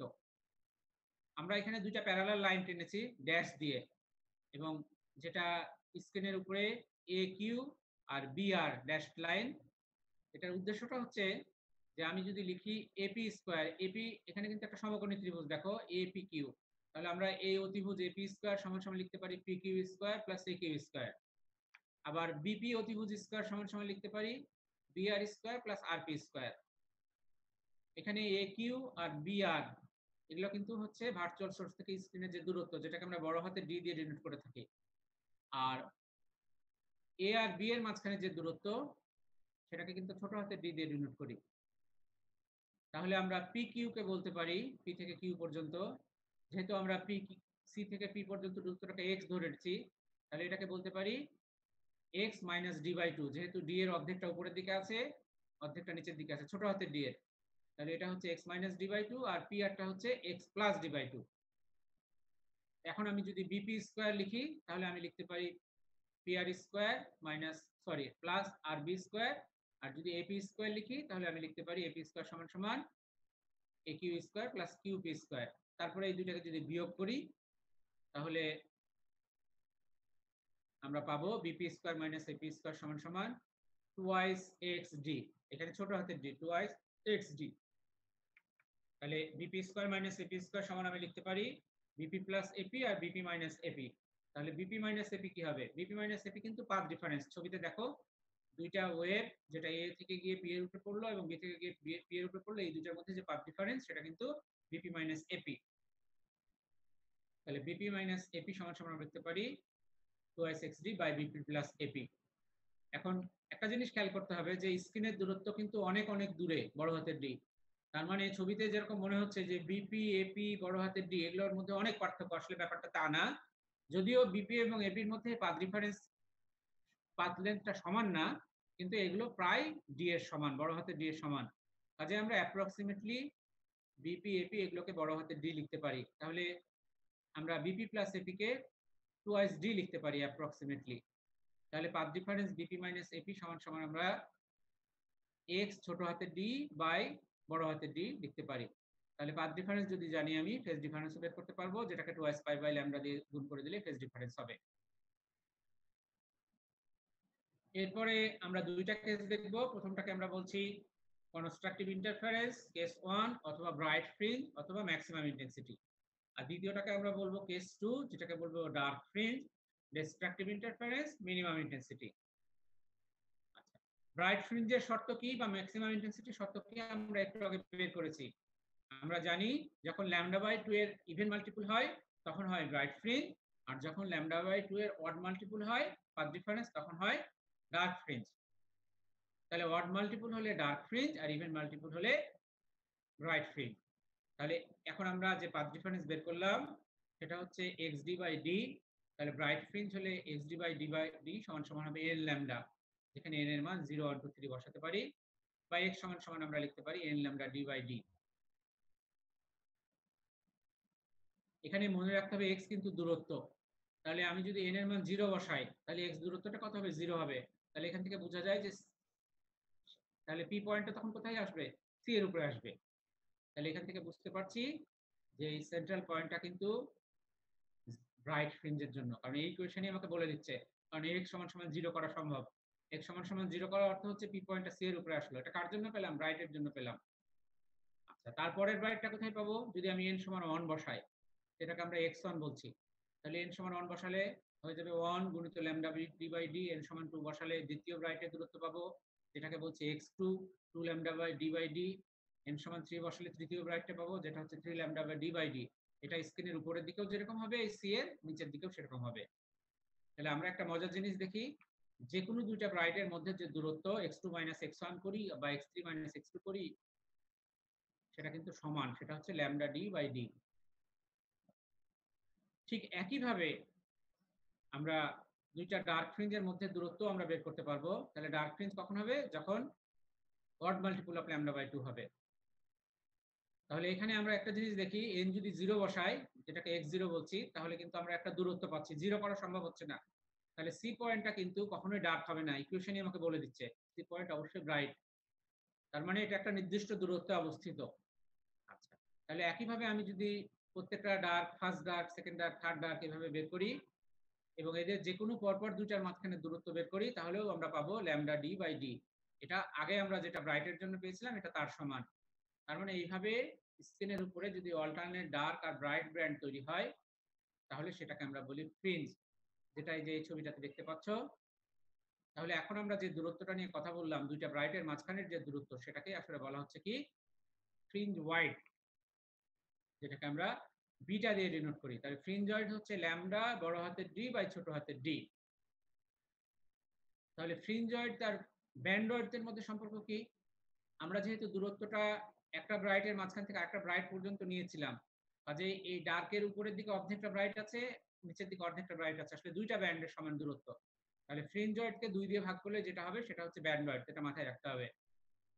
তাহলে ফ্রিঞ্জ ওয়েড হচ্ছে দুইটা ব্রাইটের মাঝখানের দূরত্ব অথবা দুইটা ডার্কের মাঝখানের দূরত্ব, এটুকু আমাদের মনে রাখলেই চলবে। এবং এই ক্ষেত্রে আমরা দেখেছি দুইটা ব্রাইট এবং দুইটা ডার্কের মাঝখানে যে দূরত্ব সেটা সমান। আর n সমান সমান 0, 1, 2, 3, 4 এগুলোকে বলে অর্ডার নাম্বার, মাথায় রাখতে হবে আমাদের। আচ্ছা, তাহলে আমরা দেখলাম ফ্রিঞ্জ ওয়েডথ হচ্ছে proportional to wavelength lambda, fringe width হচ্ছে proportional to distance of the screen from the virtual source বড় হাতের ডি, আর fringe width is inversely proportional to distance between the virtual sources ছোট হাতের ডি। তার মানে আমি যত বেশি ওয়েভলেন্থে লাইট ইউজ করব, ফ্রিঞ্জ আমার তত চওড়া হবে। স্ক্রিন আমার যত দূরে যাবে, ফ্রিঞ্জ চওড়া হবে। ভার্চুয়াল সোর্স গুলো যত কাছাকাছি আসবে, ফ্রিঞ্জ তত চওড়া হবে। তাহলে তোমরা বুঝতে পারছো যে কেন আমাদের শর্ত ছিল যে স্ক্রিনটাকে অনেক দূরে যেতে হবে বা ভার্চুয়াল সোর্স গুলোকে কেন কাছে তৈরি হবে, কারণ ফ্রিঞ্জ তৈরি করাই কষ্টকর কাজ। স্ক্রিনকে যদি অনেক দূরে না রাখি এবং ভার্চুয়াল সোর্স গুলোকে যদি খুবই কাছাকাছি না রাখি, তাহলে কিন্তু আমরা আলটিমেটলি ফ্রিঞ্জই দেখতে পাবো না। তাহলে আমরা থিওরি অফ ইন্টারফারেন্স ফ্রিঞ্জেস যে ইকুয়েশন গুলো পেলাম এবং আগের টপিকসে যে ইকুয়েশন গুলো পেলাম, আমরা কিন্তু এগুলোই পরবর্তীতে ইউজ করব, নতুন কিন্তু কিছু নাই। আচ্ছা, বাইপ্রিজম। বাইপ্রিজমটা কি আমি বলেছি একটু আগে, দুইটা প্রিজমকে জোড়া দিয়ে এটা তৈরি করা হয়েছে। এটার থিওরিটিক্যাল এক্সপ্লেনেশন আমি যাব না, কারণ এটা ডাবল স্লিটের মতনই। শুধু একটা জিনিস আমাদের সাবধানতার সাথে মাথায় রাখতে হবে, সেটা হচ্ছে এখানে ডিসটেন্সটা কিন্তু আমরা স্ক্রিনের দূরত্ব আগেরবার মেপেছিলাম ডাবল স্লিট থেকে, এবার কিন্তু আমরা বাইপ্রিজম থেকে মাপবো না, আমরা বাইপ্রিজমের একটু সামনে বাম দিক থেকে মাপবো। কারণ আমরা বড় হাতের ডিটা মাপি হচ্ছে ভার্চুয়াল সোর্স থেকে, এ এবং বি থেকে। এ এবং বি কিন্তু দুইটা ভার্চুয়াল সোর্সের দূরত্ব স্ক্রিনের দূরত্ব থেকে, যেটাকে আমরা বড় হাতের ডি দিয়ে ডিনোট করব। ছবিতে যদি শুধুমাত্র এই জায়গাটুকু আমরা চেঞ্জ করে দেই, বাদবাকি সমস্ত এক্সপ্লেনেশন কিন্তু আগের মতনই একই। এখানে এটার জন্য যে থিওরি, তার যে ইকুয়েশন, এখানে যে ফ্রিঞ্জ গুলো তৈরি হবে, সবই কিন্তু একই। তো আমরা ল্যাবে এই ধরনের ফ্রেন্স বাইপ্রিজম ইউজ করি যে কোনো একটা আননোন মনোক্রোমেটিক সোর্সের ওয়েভলেন্থ মেজার করার জন্য। যদি আমার ফ্রিঞ্জ ওয়েডথ আমি মেজার করতে পারি, দেখো ফ্রিঞ্জ ওয়েডথ হচ্ছে ল্যামডা ডি বাই ডি। তাহলে ল্যাবে আমি বড় হাতের ডি জানি, কারণ আমি জানি আমার স্ক্রিন কত দূরে আছে। আর আমার এখানে একটা আইপিস আছে যেটা ট্রাভেলিং মাইক্রোস্কোপের মতো, এই স্ক্রিনের উপরে মুভ করানো যায়। তাহলে আমি এটাকে মুভ করায় প্রথম ব্রাইট ফ্রিঞ্জ, দ্বিতীয় ব্রাইট ফ্রিঞ্জের দূরত্ব মাপলাম, দুইটাকে বিয়োগ করলে আমি ডিসটেন্স পাবো। তাহলে আমি ছোট হাতের বড় বিটা বের করতে পারলাম ফ্রিঞ্জ ওয়েড। তাহলে আমি সাধারণত ল্যাবে কখনো একটা ফ্রিঞ্জের ওয়েড মাপা হয় না, কারণ একটা মাপতে গেলে অনেক ইরর হবে। আমি 50টা বা 20টা বা 30টা এরকম ফ্রিঞ্জের ওয়েড মাপবো, মেপে 30 দিয়ে ভাগ করব, তাহলে একটা ফ্রিঞ্জ ওয়েড পাবো। তাহলে আমি বিটা জানি, ফ্রিঞ্জ ওয়েড, স্ক্রিন কত দূরত্বে আছে সেটা জানি। এখন যদি ছোট হাতের ডি আমার জানা থাকে, তাহলে কিন্তু আমি ল্যামডা বের করতে পারবো। এইভাবে আমি আননোন মনোক্রোমেটিক সোর্সের ওয়েভলেন্থ মেজার করতে পারবো। যদি এরকম একটা অপটিক্যাল বেঞ্চ বেঞ্চের মতো এরকম থাকে এবং এরকম আইপিস থাকে, যেটা একটা ট্রাভেলিং মাইক্রোস্কোপের মতো ডানে অথবা বামে মুভ করানো যায়, অর্থাৎ ফ্রিঞ্জ ওয়েড যদি আমি মেজার করতে পারি, তাহলে কিন্তু আমি ফ্রেন্স বাইপ্রিজম ইউজ করে খুব সহজেই আননোন মনোক্রোমেটিক সোর্সের ওয়েভলেন্থ মেজার করতে পারবো। এর জন্য যে রিকোয়ার্ড ইকুয়েশন তোমরা অলরেডি দেখেছো ইয়ংস ডাবল স্লিটে, একই ইকুয়েশন, একই এক্সপ্লেনেশন এবং একই রকম ফ্রিঞ্জ।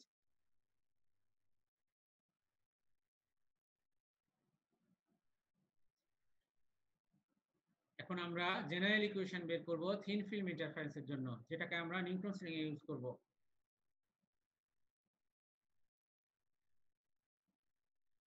তাহলে আবারও বলি, থিন ফিল্ম ইন্টারফারেন্স কাকে বলে? যে সমস্ত ইন্টারফারেন্সে থিন ফিল্মকে ইউজ করা হয় ভার্চুয়াল সোর্স তৈরি করার কাজে, সেই সমস্ত ইন্টারফারেন্সকে বলা হয় থিন ফিল্ম ইন্টারফারেন্স। তাহলে এখানে মিউ থিকনেসের একটা থিন ফিল্ম আছে। আমি আগে বলেছি এই ছোট হাতে টিটা কিন্তু ছবিতে যেরকম মোটা মনে হচ্ছে এরকম মোটা না, লাইটের ওয়েভলেন্থের সাথে কম্পারেবল। আর টি আর কিউ কিন্তু ভার্চুয়াল সোর্স। কিভাবে ভার্চুয়াল সোর্স হলো আমরা জানি। তাহলে আমরা যেহেতু উপর থেকে দেখছি এই জন্য হেডিংটা হচ্ছে এরকম, thin film interference due to reflected rays. আমরা যদি নিচে থেকে দেখতাম, আসলে নিচের দিকে অনেকগুলো রে পাওয়া যাবে প্যারালাল, উপরের দিকে অনেকগুলো রে পাওয়া যাবে। নিচ থেকে দেখলে হেডিংটা হতো thin film interference due to transmitted rays. আমরা এখন পড়ছি উপরের দিক থেকে দেখে, এই জন্য এটার নাম হচ্ছে thin film interference due to reflected rays. তাহলে টি রের পাথ কতটুকু? প্রথমে এস থেকে এ পর্যন্ত আসলো, এ থেকে টি পর্যন্ত গেল। কিউ রের পাথ কতটুকু? প্রথমে এস থেকে এতে আসলো, এ থেকে বিতে আসলো, বি থেকে সিতে গেল, সি থেকে কিউতে আসলো। তাহলে এটা হলো টোটাল পাথ। তাহলে আমি আগে বলেছিলাম আমাদের কিন্তু আসলে ফিজিক্যাল পাথ দরকার নাই, আমাদের দরকার অপটিক্যাল পাথ। অপটিক্যাল পাথ কি করে বের করে? ফিজিক্যাল পাথকে ওই মিডিয়ামের রিফ্র্যাক্টিভ ইনডেক্স দিয়ে গুণ করলে অপটিক্যাল পাথ পাওয়া যায়। তাহলে এর আগে আমাদের প্রয়োজন হয়নি, কারণ আমরা এয়ারে কাজ করেছিলাম। তাহলে এয়ারের রিফ্র্যাক্টিভ ইনডেক্স 1, এই কারণে। আচ্ছা, তাহলে আমরা যদি টি এর পাথ বের করতে চাই, তাহলে টি এর পাথ কতটুকু? এস এ যোগ এটি। এস এ কেও আমাকে 1 দিয়ে গুণ করতে হবে, কারণ এখানে এয়ারের রিফ্র্যাক্টিভ ইনডেক্স 1, এটি কে 1 দিয়ে গুণ করতে হবে। এটিকে আমরা ভেঙে লিখছি an প্লাস nt। আমরা n থেকে একটা লম্ব টেনেছি সি পর্যন্ত। তাহলে এস এ কেও 1 দিয়ে গুণ করলাম, এটিকেও 1 দিয়ে গুণ করলাম, আর এটিকে ভেঙে লিখলাম an প্লাস nt। তাহলে আমরা পেলাম S A plus an plus nt। এবার কিউ এর পথে আসো। এস এ যেহেতু এর এ আছে, এটাকে 1 দিয়ে গুণ করতে হবে। এবি, এবি কে মিউ দিয়ে গুণ করব, এবি গুণিত মিউ, বিসি গুণিত মিউ, আর সি কিউ গুণিত 1, যেহেতু এটা এর এ আছে। এটা হলো কিউ এর টোটাল পাথ। এখন যদি আমি এই দুটো বিয়োগ করে দেই, তাহলে আমি পাবো টি আর কিউ এর অপটিক্যাল পাথ ডিফারেন্স। এই 2 নাম্বার এবং 1 নাম্বার বিয়োগ করলে তোমরা দেখো, তোমরা পাবা x সমান সমান mu into AB plus BC minus an। এটাই হলো দুইটা রের মধ্যে অপটিক্যাল পাথ ডিফারেন্স। তাহলে আমি অপটিক্যাল পাথ ডিফারেন্স যদি জানি, বাকি শর্ত কিন্তু আমার আগেই বের করা আছে, যে পাথ ডিফারেন্স কত হলে ম্যাক্সিমাম ইন্টেন্সিটি হয়, কত হলে মিনিমাম ইন্টেন্সিটি হয়। নতুন করে কিন্তু এখানে বলার কিছু নাই। তাহলে আমরা অপটিক্যাল পাথ ডিফারেন্স পেলাম mu into AB plus BC minus N. এখন স্নেলস ল থেকে মিউ সমান sine I by sine R, এটা হচ্ছে আপাতন কোণ, আর এটা হচ্ছে রিফ্লেক্টেড হওয়ার ফলে যে কোণটা, সেটা। এইভাবে করলে আমরা এন সমান সমান মিউ পিএম পাবো। আবার যদি ট্যান থিটা লম্ব বাই ভূমি বলি, কস সাইন থিটা কি লম্ব বাই অতিভুজ, আর কস থিটা ভূমি বাই অতিভুজ, এইভাবে আমরা পিএম বের করতে পারি। আমরা পিএম সমান সমান পাবো 2t cos r। তাহলে an সমান সমান আমরা পেলাম কি? an সমান সমান আগে পেয়েছিলাম মিউ পিএম। তাহলে an হচ্ছে মিউ সিএম, যেটা আমরা পেলাম পরে মিউ পিএম। তাহলে an টাই হচ্ছে আমার দুইটা ওয়েভের মধ্যে পাথ ডিফারেন্স, কিন্তু মাথায় রাখতে হবে। তাহলে আমরা পেলাম পাথ ডিফারেন্সটা 2 মিউ টি cos r। খুব সহজেই জিওমেট্রি থেকে আসবে, যেখানে আমরা এই আর ইটি এই দুইটাকে ফিল্মের থিকনেস ছোট হাতে টি ধরে নিয়েছি। তাহলে টি এবং কিউ এই দুইটা রের মাঝখানের যে পাথ ডিফারেন্স, সেটা হচ্ছে মিউ পিএম বা মিউ 2t cos r। তাহলে যখন আমরা এটা, আচ্ছা, এখানে আরেকটু আমাদের মনে রাখতে হবে যে আমরা যে পাথ ডিফারেন্স 2 মিউ টি cos r বের করলাম, এটা কিন্তু কারেক্ট পাথ ডিফারেন্স না। ইলেকট্রোম্যাগনেটিক থিওরি থেকে প্রমাণ করা যায়, ম্যাক্সওয়েলের চারটা অনেকগুলো কঠিন ইকুয়েশন আছে যেগুলো লাগবে, এটা আমরা হয়তো আপার ক্লাসে শিখবো। যে আলো যদি একটা অপটিক্যালি ডেন্সার মিডিয়াম থেকে রিফ্লেক্টেড হয়, যেমন এখন হচ্ছে, তাহলে একটা বাড়তি ফেজ চেঞ্জ হয়, যে বাড়তি ফেজ চেঞ্জটা হচ্ছে পাই পরিমাণ। তাহলে পাই পরিমাণ বাড়তি ফেজ চেঞ্জ হলে λ/2 পরিমাণ বাড়তি পাথ চেঞ্জ হবে। তাহলে আমরা যে 2 মিউটি কসারটা বের করলাম সেটা কিন্তু কারেক্ট না। এটাকে কারেক্ট করতে গেলে এর সাথে আমাকে হয় λ/2 যোগ করতে হবে অথবা λ/2 বিয়োগ করতে হবে। তাহলে কারেক্ট অপটিক্যাল পাথ ডিফারেন্স হবে 2 মিউটি কসার প্লাস মাইনাস λ/2। কোন বইয়ে প্লাস ধরেও কাজ করে, কোন বইয়ে মাইনাস ধরেও কাজ করে, দুটোই ঠিক। আমরা কখনো প্লাস ধরে নিয়ে কাজ করব, আমরা কখনো মাইনাস ধরে নিয়ে কাজ করব। দুইভাবে আমরা কাজ করব। তাহলে আমরা কারেক্ট বা কারেক্টেড অপটিক্যাল পাথ ডিফারেন্স পেলাম 2 মিউটি কসার প্লাস মাইনাস λ/2, যেটা আমরা এখন ইউজ করব।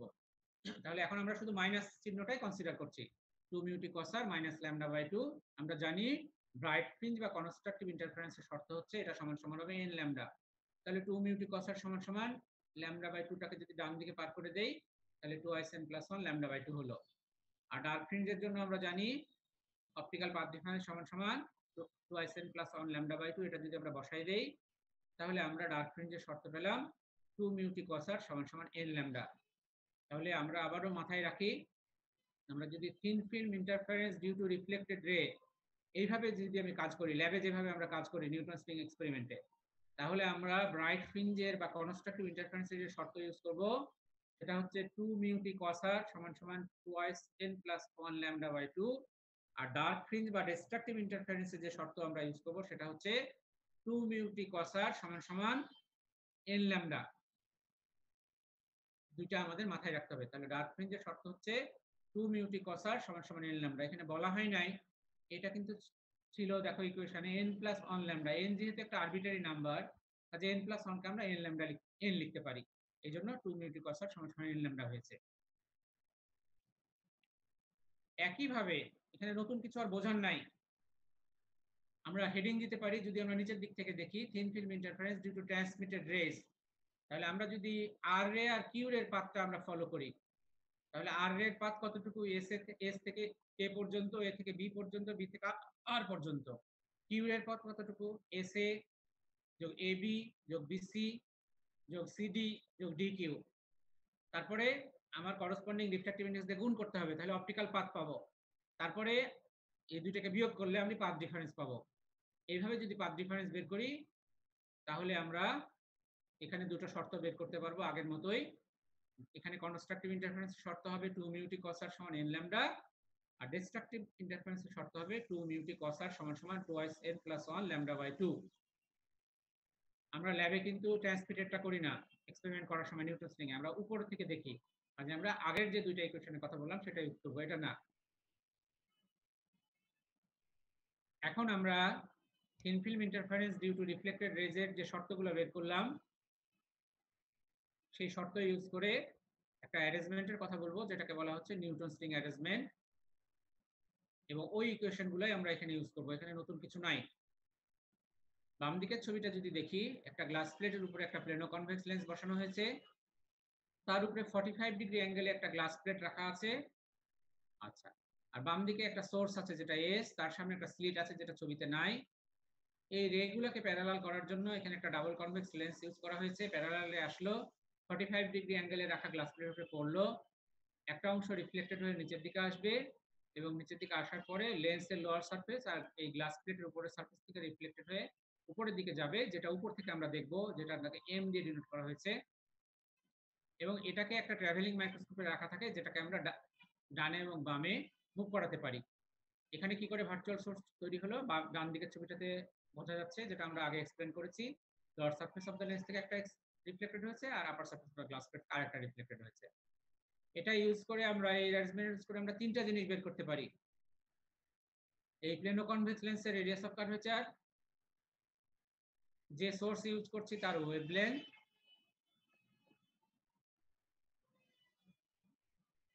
আর যদি আমি এই গ্লাস প্লেট আর এই প্লেনো কনভেক্স লেন্সের মাঝখানে যদি আমি কোনো লিকুইড রাখি, তবে একটা জিনিস মাথায় রাখতে হবে, লিকুইডটাকে স্বচ্ছ হতে হবে যার ভিতরে লাইট পাস করতে পারে। সেই লিকুইডের রিফ্র্যাক্টিভ ইন্ডেক্স মিউ। তাহলে আবারও বলি, আমি লিকুইডের রিফ্র্যাক্টিভ ইন্ডেক্স মেজার করতে পারবো, তবে শর্তটা হচ্ছে লিকুইডটাকে স্বচ্ছ হতে হবে, এবং সেই লিকুইডটাকে কোথায় রাখতে হবে, গ্লাস প্লেটের উপরে আর লেন্সের নিচে।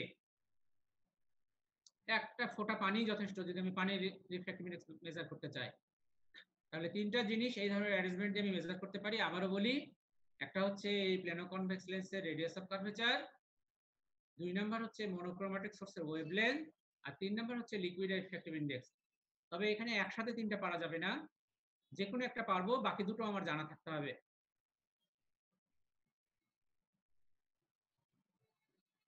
আচ্ছা, এবার ইকুয়েশনে আসি। আমরা মনে করে নেই একটা সলিড স্ফিয়ার ছিল, সলিড স্ফিয়ারের নিচের দিক থেকে একটু অংশ কেটে নেওয়া হয়েছে, এই যে দেখছো একটা দাগ দেওয়া হয়েছে, এবং এই অংশটাই কিন্তু তোমার প্লেনো কনভেক্স লেন্স। তাহলে এই সলিড স্ফিয়ারের যেটা রেডিয়াস, যেটা বড় হাতের আর দিয়ে ডিনোট করা হয়েছে, এটাই কিন্তু এই প্লেনো কনভেক্স লেন্সের নিচের তলটার, অর্থাৎ এই তলটার radius of curvature. Plano convex লেন্সের কিন্তু দুইটা তল থাকে, উপরের তলটাকে বলছে প্লেন তল, আর নিচের তলটাকে বলছে কি, বা প্লেনো কনভেক্স, কনভেক্স। তাহলে এই কনভেক্স তলটার যে রেডিয়াস অফ কার্ভেচার, সেটাকে আমরা ডিনোট করছি বড় হাতের আর দিয়ে। আর আরেকটা জিনিস মাথায় রাখতে হবে, এই লেন্সটাকে যদি উপরের থেকে দেখি, এই লেন্সটাকে যদি আমরা উপরে থেকে দেখি, তাহলে কিন্তু আমরা একটা বৃত্তাকার প্লেন দেখব, যেই বৃত্তের প্লেনের যে রেডিয়াস, সেটাকে আমরা বলবো ছোট হাতের আর। খেয়াল করো, এই প্লেনো কনভেক্স লেন্সের উপরের যে প্লেন তলটা, সেটা যে বৃত্ত, তার যে রেডিয়াস, সেটাকে আমরা ছোট হাতের আর দিয়ে ডিনোট করব, এবং বড় হাতের আর হচ্ছে এই লোয়ার যে সারফেসটা, তার যে রেডিয়াস অফ কার্ভেচার, অর্থাৎ এই স্ফিয়ারের যে রেডিয়াসটা বড় হাতের আর, সেটা হচ্ছে কিন্তু এই প্লেনো কনভেক্স লেন্সের রেডিয়াস অফ কার্ভেচার।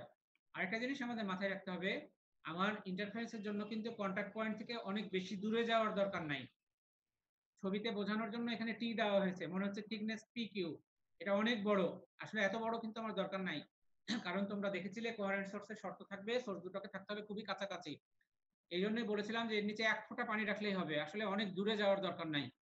তাহলে এয়ার ফিল্মের কিন্তু খুব সামান্য একটু অংশই আমাদের দরকার, যেটা এই লেন্সটা যে পয়েন্টে গ্লাস প্লেটটাকে টাচ করছে, তার থেকে সামান্য একটু দূর পর্যন্ত গেলেই হবে, আমার অনেক দূর যাওয়ার দরকার নাই।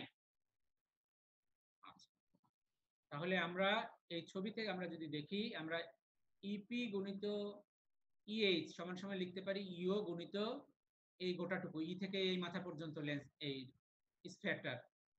তাহলে ইপি গুণিত এইচ সমান সমান লিখতে পারি ওই গুণিত 2r মাইনাস ওই। আর এখানে ইপি আর এইচটা হচ্ছে ছোট হাতের আর, যেটা বললাম, যেটা একটা উপরের যে সার্কুলার যে প্লেনটা, তার যে রেডিয়াস, আর ফিল্মের যে থিকনেস, যেটাকে আমরা ছোট হাতে টি ধরেছি। তার মানে আমরা এখানে একটু সিম্পলিফাই করি, এখানে 2r মাইনাস ছোট হাতে টি আছে, 2r কিন্তু বড় হাতের আর, এখানে কিন্তু রেডিয়াস অফ কার্ভেচারের আর, এটা অনেক বড় এই ফিল্মের থিকনেসের তুলনায়। ফিল্মের থিকনেসটা কিন্তু লাইটের ওয়েভলেন্থের সাথে কম্পারেবল, কাজেই 2r থেকে ফিল্মের থিকনেস বাদ দিলে মাইনাস টি করলে যা হবে, সেটা প্রায় 2r এরই সমান। এই জন্য আমরা এই এইচই গুণিত ইপি, এটাকে আমরা ছোট হাতের আর স্কয়ার সমান সমান আমরা 2r লিখতে পারি। এখানে দুটো শর্ত লেখা হয়েছে, শর্তগুলো কোথা থেকে আসছে তোমরা জানো। আমরা ওই যে thin film interference due to reflected রের যে শর্ত, সেটা ব্রাইটের জন্য বসিয়েছি, 2n প্লাস 1 ল্যামডা বাই 2 বসিয়ে আমরা এটা পেয়েছি, উপরেরটা পেয়েছি। আর ডার্কের জন্য আমরা পেয়েছি 2 মিউ টি cos থিটা সমান n ল্যামডা। আমাদের আসলে এই ইকুয়েশনটাই বেশি দরকার, আমরা ডার্কেরটা নিয়ে আসলে ল্যাবে কাজ করতে বেশি পছন্দ করি। তাহলে ডার্ক ফ্রিঞ্জের জন্য শর্ত হচ্ছে এখানে 2 মিউ টি cos থিটা সমান সমান n ল্যামডা। এই ক্ষেত্রে আমার অ্যাঙ্গেলটা খুব ছোট, এই জন্য এটাকে অন ধরা হয়েছে, আর ফিল্ম মিউ হচ্ছে এআর, সেই জন্য অন ধরা হয়েছে, এই জন্য এটাকে রাফলি লেখা হয়েছে 2t সমান সমান n ল্যামডা। আর আমরা একটু আগে পেলাম r স্কয়ার সমান সমান 2r t। তাহলে আমরা এখান থেকে লিখতে পারি ছোট হাতের t সমান সমান r স্কয়ার বাই 2r। তাহলে আমরা ডার্ক ফ্রিঞ্জের জন্য লিখতে পারি ছোট হাতের r স্কয়ার সমান সমান n r ল্যামডা। এখানে n এর মান আমরা যদি 0 1 2 3 বসাই, তাহলে দেখবো ছোট হাতের r স্কয়ার সমান সমান কিন্তু 0 হয়ে গেছে, বা ছোট হাতের r স্কয়ার না লিখে আমরা r লিখি, r সমান সমান √n ল্যামডা r। তাহলে এখানে n যদি 0 বসাই, তাহলে দেখবো r সমান সমান 0 হয়ে গেছে। আর ব্রাইটের জন্য যে ছোট হাতের r বের করা হয়েছে, সেখানে যদি n 0 বসাই, দেখি এটাকে 0 করা সম্ভব হচ্ছে না। তার মানে এখান থেকে কনক্লুশনটা কি, এখান থেকে কনক্লুশনটা হচ্ছে সেন্ট্রাল রিংটা কিন্তু অবশ্যই কি, সেন্ট্রাল রিংটা অবশ্যই ডার্ক, কারণ আমি ডার্কের ক্ষেত্রে ছোট হাতের আর কে জিরো করতে পারছি, ব্রাইটের ক্ষেত্রে ছোট হাতের আর কে জিরো করতে পারছি না। তোমরা একটু চিন্তা করো এটা নিয়ে।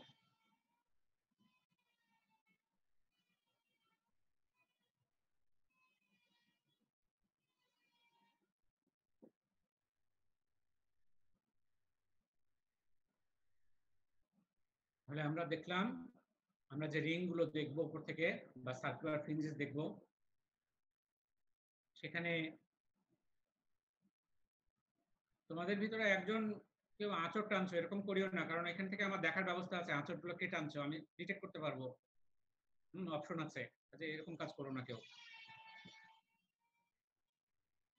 তাহলে ডার্ক ফ্রিঞ্জের জন্য আমরা পেলাম ছোট হাতের r সমান সমান √n ল্যামডা r, যেটাকে n সমান সমান 0 বসায় 0 করা সম্ভব, তার মানে রেডিয়াসটা 0 করা সম্ভব ডার্কের জন্য। তাহলে এখান থেকে কনক্লুশনটা হচ্ছে যে সেন্ট্রাল রিংটা হচ্ছে ডার্ক। কিন্তু যদি আমি ট্রান্সমিটেড রে গুলো নিয়ে কাজ করতাম, তখন আমরা দেখবো যে ছোট ডার্কের জন্য r কে 0 করা যাবে না। তাহলে নিউটনস রিং যদি আমরা রিফ্লেক্টেড রে গুলো দিয়ে করি, সেন্ট্রাল রিং আমরা ডার্ক পাবো, আর ট্রান্সমিটেড রে গুলো দিয়ে যদি করি, সেন্ট্রাল রিং আমরা পাবো ব্রাইট।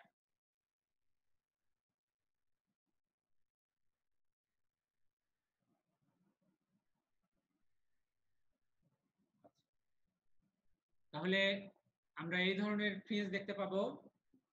এখানে ব্যান্ড আগে দেখেছিলাম লিনিয়ার ফ্রিঞ্জ, আর এখানে দেখবো সার্কুলার ফ্রিঞ্জ। তাহলে সেন্ট্রালটা ডার্ক, তারপর একটা ব্রাইট, তারপর একটা ডার্ক, তারপর একটা ব্রাইট। তবে এখানে ডার্ক আর ব্রাইটের মানে কিন্তু আমাকে বুঝতে হবে। আমি যদি সোডিয়াম লাইট নিয়ে ইউজ করি, তাহলে এখানে ডার্ক মানে হচ্ছে কালো, আর ব্রাইট মানে হচ্ছে সোডিয়াম লাইটের যে কালার সেটা। যেমন এই যে ডান দিকের যে ছবিতে দেখো, এই কালো, কালো মানে হচ্ছে ডিস্ট্রাকটিভ ইন্টারফারেন্স, এখানে কিছু নাই, আর কিছু আছে মানে কিন্তু সোডিয়াম লাইট আছে, তার মানে আমি ইয়েলো কালার দেখবো, এখানে ডার্ক মানে ইয়েলো কালার। তাহলে ডার্ক আর ব্রাইট মানে হচ্ছে এখানে বুঝতে হবে, যেহেতু আমি মনোক্রোমেটিক সোর্স নিয়ে কাজ করছি, এখানে ডার্ক মানে হচ্ছে কালো আর ব্রাইট মানে হচ্ছে সোডিয়াম লাইটের কালার, যেটা এই ছবিতে সাদা রং। তাহলে প্রত্যেকটা রিং এর কেন্দ্র কিন্তু একটা, এই জন্য এদেরকে বলা হয় কনসেন্ট্রিক রিংস। আরেকটা জিনিস আমরা খেয়াল করি, প্রথম রিং থেকে দ্বিতীয় রিং যত দূরে, দ্বিতীয় থেকে তৃতীয়টা কিন্তু তার থেকে কাছে, তৃতীয় থেকে চতুর্থটা আরো কাছে, এইভাবে রিংগুলো কিন্তু ধীরে ধীরে কাছে চলে আসছে, এই ছবিটাতে ভালো বোঝা যাচ্ছে। কিন্তু আগে কি ছিল, এর আগে যখন আমরা ফ্রেনেজ বাইপ্রিজমে দেখেছিলাম, আমরা দেখেছিলাম যে ফ্রিঞ্জগুলো সমদূরত্বে ছিল, এখানে কিন্তু সমদূরত্বে নাই।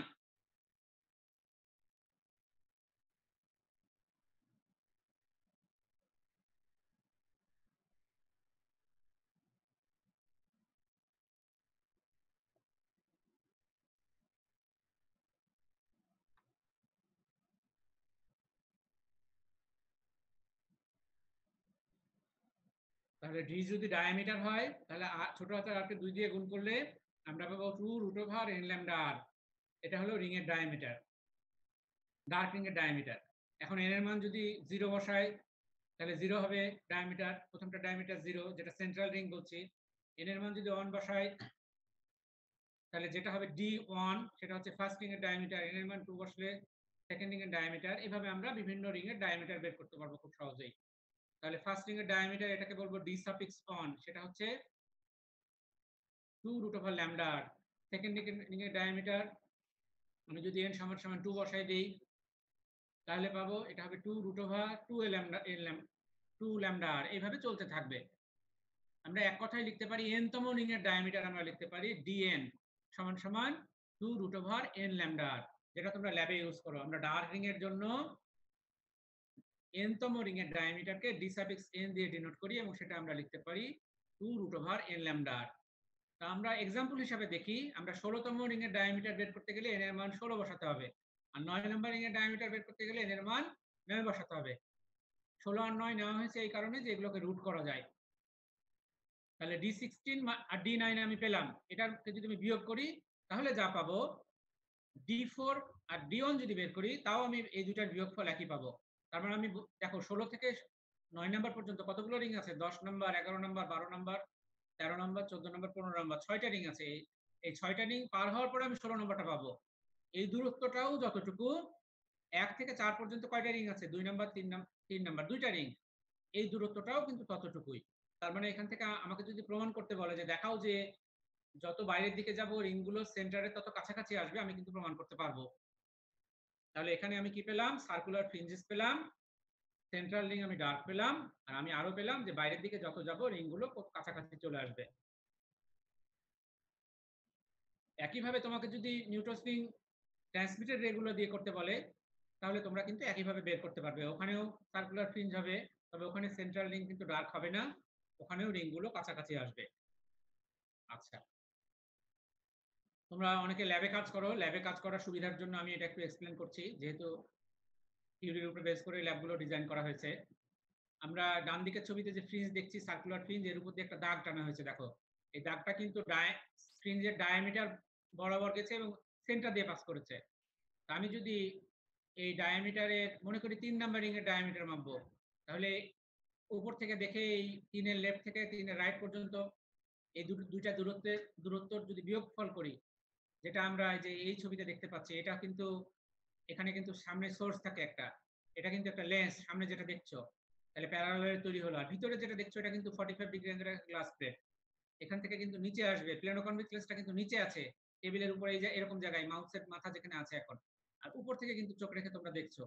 আর এটা কিন্তু একটা ট্রাভেলিং মাইক্রোস্কোপ, যেটার গায়ে স্কেল লাগানো আছে, যেটা ডানে বামে মুভ করা যায়। এই দাগটার উপর দিয়েই কিন্তু স্কেলটা মুভ করছে। তার মানে মূল কথা হচ্ছে যে তোমরা এই রিংগুলোর ডায়ামিটার কিন্তু মেজার করতে পারো। এর বাম দিকে রিডিং কত লিখো, ডানে রিডিং কত লিখো, বিয়োগ করলে তোমরা ডায়ামিটার পাও।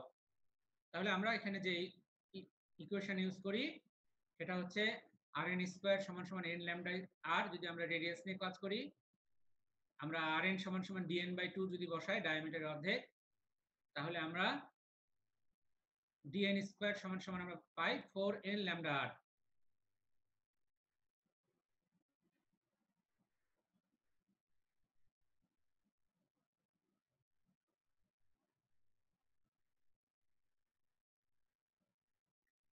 ঠিক একইভাবে যদি আমি m তম রিং এর ডায়ামিটারের কথা বলি, তাহলে ওটাকে বলছি dn প্লাস m স্কয়ার সমান সমান 4n plus m lambda r।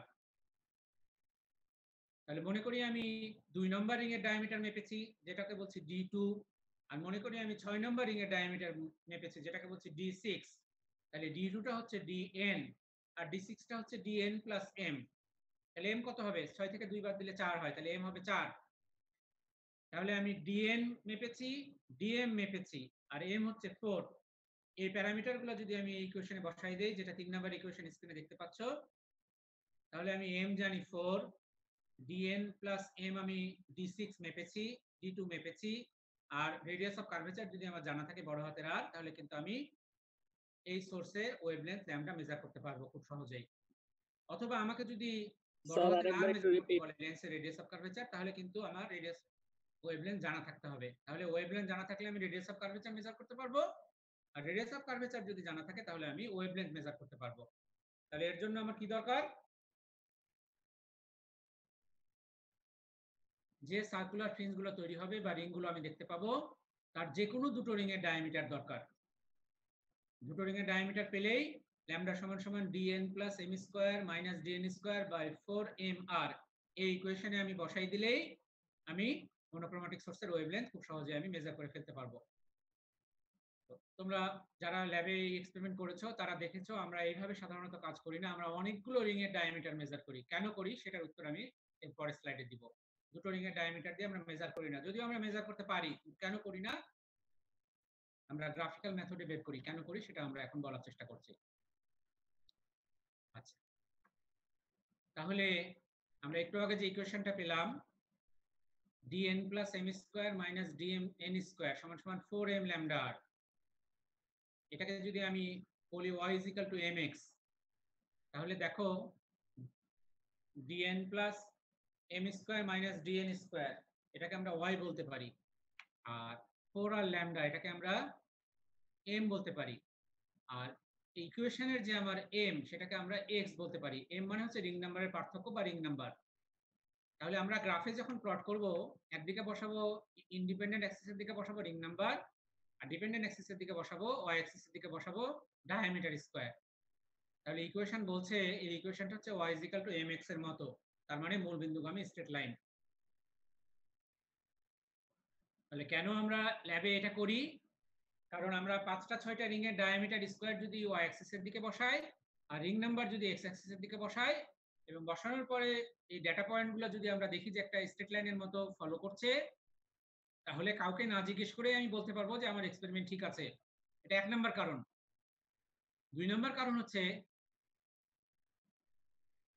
এখানে এই ইকুয়েশনের স্লোপ হচ্ছে 4 আর ল্যামডা। তাহলে এই যে আমি স্ট্রেট লাইনটা টানলাম, যেটা বেস্ট ফিট লাইন ড্র করার অনেকগুলো নিয়ম আছে তোমরা জানো।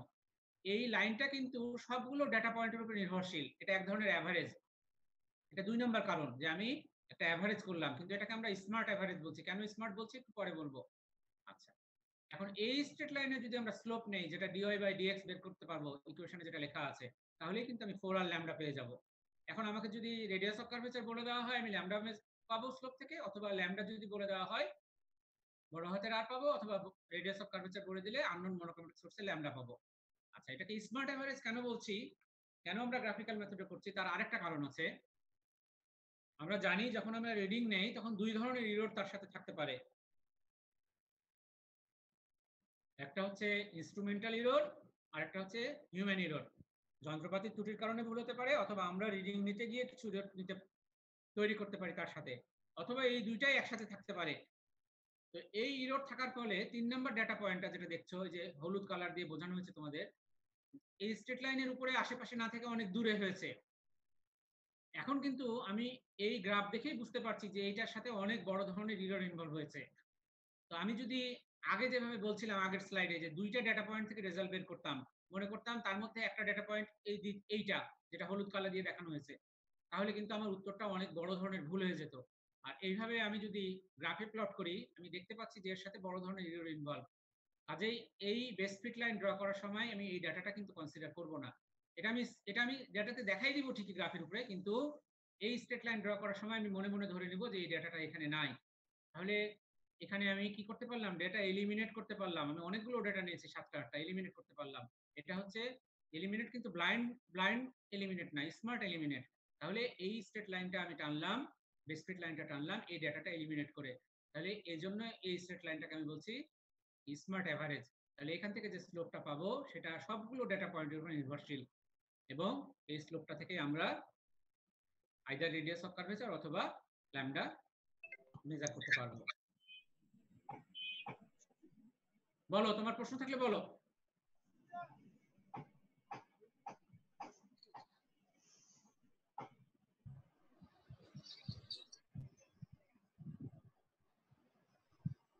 একজন সিআর আমাকে বলো, আমাকে শুনতে পাচ্ছ? জি স্যার, শোনা যাচ্ছে। আচ্ছা, ঠিক আছে, আমরা কন্টিনিউ করি। এখন আমরা নিউটন স্ট্রিং অ্যারেঞ্জমেন্টকে ইউজ করব লিকুইডের রিফ্র্যাক্টিভ ইনডেক্স মেজার করার জন্য। তবে ছবিতে দেখানো হচ্ছে যে এখানে অনেকখানি পানি রাখা হয়েছে। আসলে এত কিছুর দরকার নাই। এই লেন্সের নিচে আর গ্লাস প্লেটের উপরে একটা পানির ড্রপ রাখলেই যথেষ্ট। তাহলে এর আগে আমরা যেখানে এক্সপ্লেন করেছিলাম, সেখানে লেন্সের নিচে আর গ্লাস প্লেটের উপরে কি ছিল, এয়ার ছিল। ওটাকে আমরা বলেছিলাম এয়ার ফিল্ম। এখানে আমরা কিসের ফিল্ম পাবো, লিকুইডের ফিল্ম পাবো। তাহলে এই লিকুইডের ফিল্মটা কন্টাক্ট পয়েন্ট থিকনেস 0, যত বাইরের দিকে যাচ্ছে তত থিকনেসটা বাড়ছে। তাহলে আমরা এয়ারে যে ইকুয়েশন পেয়েছিলাম ডার্ক ফ্রিঞ্জের জন্য একটু আগে, সেটাকে আমরা লিখেছিলাম dn plus m square minus dn square সমান সমান 4m ল্যামডা r। আর লিকুইডে বোঝানোর জন্য আমরা ডায়ামিটারে d এর উপরে একটা ড্যাশ ইউজ করব, এবং সেখানে ইকুয়েশনটা হবে এরকম dn plus m dash square minus dn dash square সমান সমান 4m lambda r by mu. খেয়াল করো। আচ্ছা, এখানে মিউ কেন থাকলো, কারণ এর আগে আমরা মিউ সমান সমান 1 বসিয়েছিলাম, কারণ আমরা এয়ারে কাজ করেছিলাম। আর মিউ সমান যদি 1 না বসাই, ইকুয়েশনে মিউটা থেকে যাবে, যেটা নিচের দিকে ভাগ হিসাবে থাকবে। আচ্ছা, তাহলে আমরা যদি dn plus m square minus dn square বের করি এয়ারে, আর dn plus m square minus dn square যদি আমরা বের করি লিকুইডে, এই দুইটাকে যদি আমরা ভাগ করে দেই, তাহলে শুধু মিউটা অবশিষ্ট থাকে। তাহলে আমরা মিউ পেয়ে যাব। খুব সহজ। তাহলে আবারও বলি, dn plus m square minus dn square, অর্থাৎ 8 নাম্বার রিং এর ডায়ামিটার আর 2 নাম্বার রিং এর ডায়ামিটার মেজার করলাম, এই দুইটার স্কয়ার করার পরে বিয়োগ করলাম, এটাকে যদি ভাগ করে দেই, পুরো অ্যারেঞ্জমেন্টটাকে আমি লিকুইডের মধ্যে বসালাম, তারপরে আমি 8 নাম্বারিং এর ডায়ামিটার স্কয়ার বিয়োগ 2 নাম্বারিং এর ডায়ামিটার স্কয়ার করলাম, তাহলে যে রেশিওটা হবে সেটাই হচ্ছে মিউ।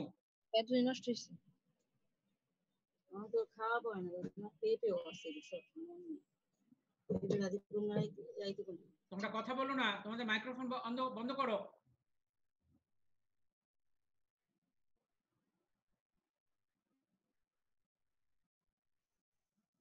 আচ্ছা, তাহলে এখন একটু এই স্লাইডটার দিকে খেয়াল করো। আমরা একটু আগে এক্সপ্লেন করেছি dn plus m square minus dm square সমান 4m ল্যামডা। এটাকে y সমান mx এর মতো করে লিখলে স্লোপটা হয় 4 আর ল্যামডা। আর যদি লিকুইডের ক্ষেত্রে আমরা দেখি, তাহলে dn plus m dash square minus dn dash square সমান 4 ল্যামডা r বাই মিউ আর m। এখানে স্লোপটা হচ্ছে 4 ল্যামডা r বাই মিউ। তাহলে এখানে স্লোপ বাম দিকে এ আর এ হলো 4 আর ল্যামডা, আর এখানে 4 আর ল্যামডাকে মিউ দিয়ে ভাগ করা আছে। তাহলে বুঝতে পারছি যে লিকুইডের ক্ষেত্রে যে স্ট্রেট লাইনটা হবে তার স্লোপটা এয়ার এর ক্ষেত্রে যেটা হবে তার থেকে কম।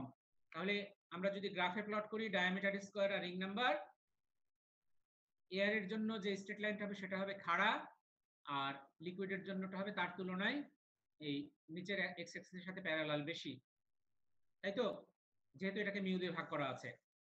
তাহলে আমরা যদি এই গ্রাফে প্লট করে ফেলি তাহলে সুবিধা অনেকগুলো, আমরা ডাটা এলিমিনেট করতে পারবো, স্ট্রেট লাইন টেনে অ্যাভারেজ করতে পারবো।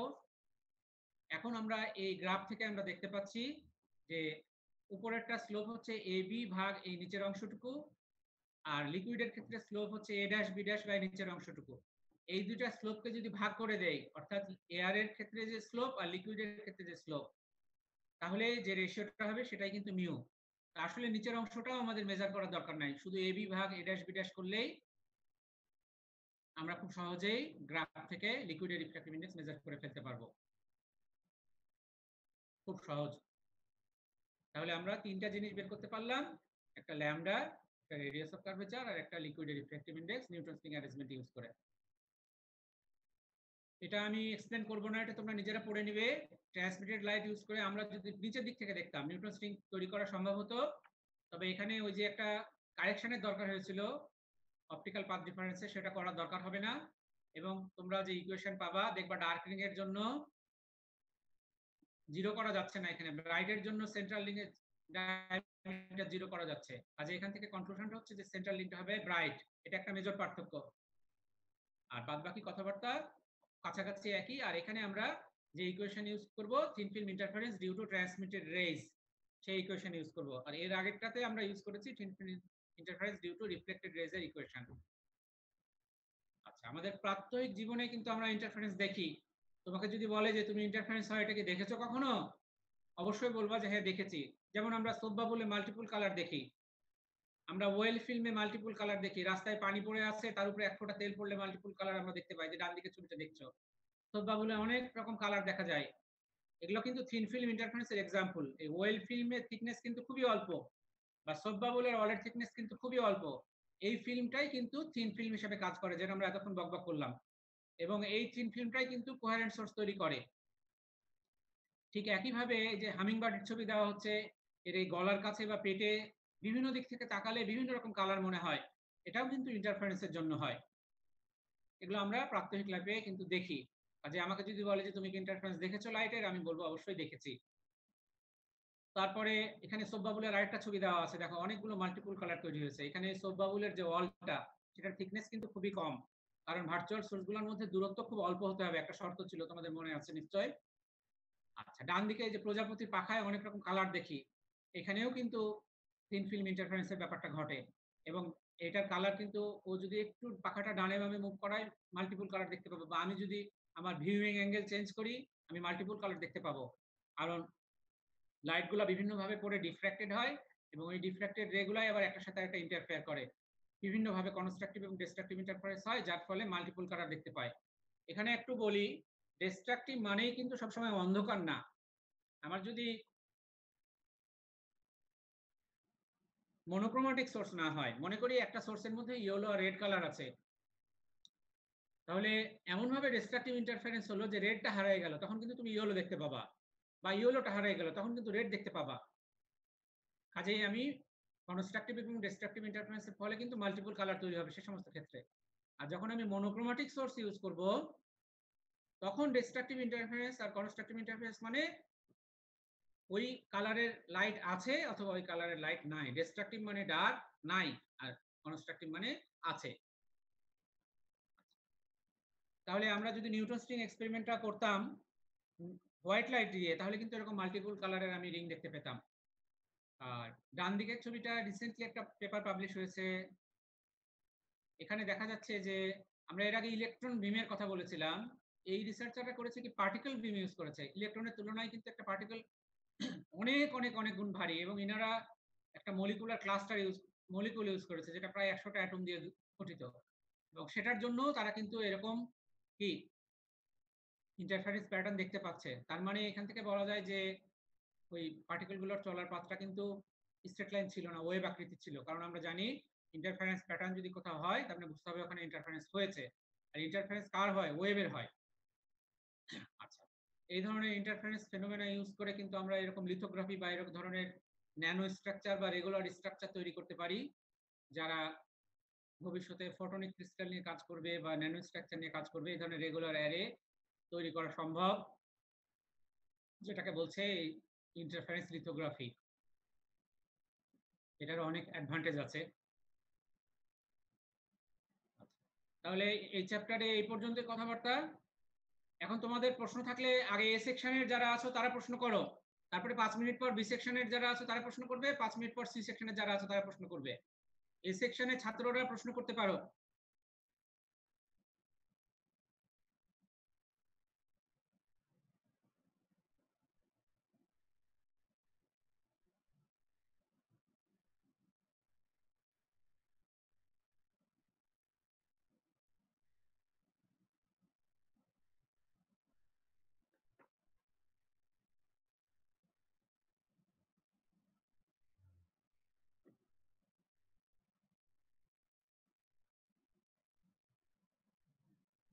এই সেকশনের ছাত্ররা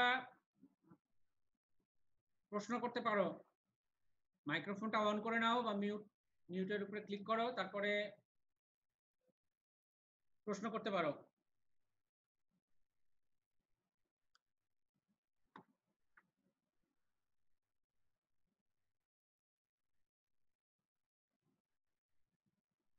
আমার মনে হচ্ছে এই সেকশনে কারো কোনো প্রশ্ন নাই। এবার যারা বি সেকশনে আছো তাদের প্রশ্ন থাকলে আমার কাছে প্রশ্ন করতে পারো।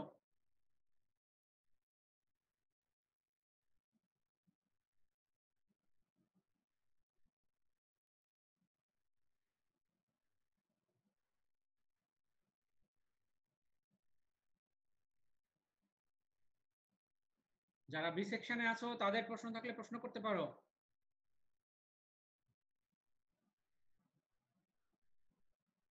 আচ্ছা, যে কোনো প্রশ্ন থাকলে করতে পারো নির্দ্বিধায়।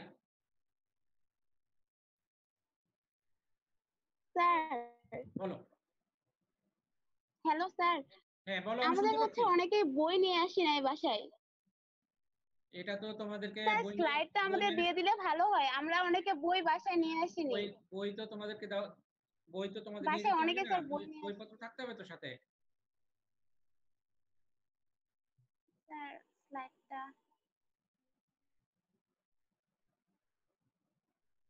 তোমাদের প্রশ্ন থাকলে বলো। স্যার স্লাইড তুমি আরেকটু জোরে বলো।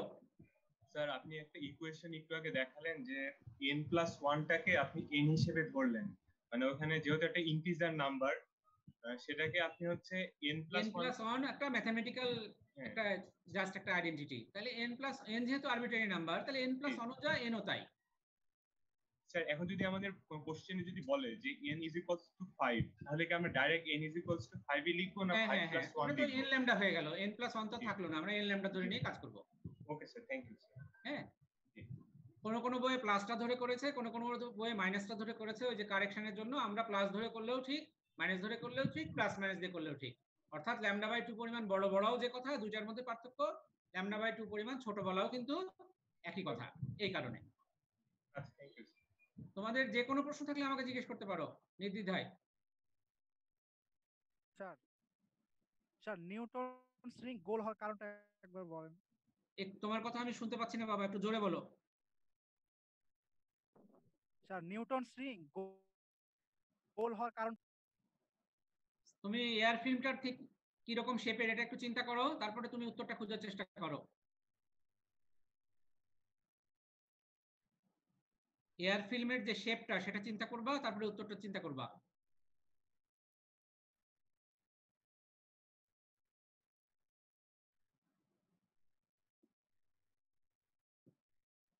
তোমাদের আরো প্রশ্ন থাকলে আমাকে জিজ্ঞেস করো।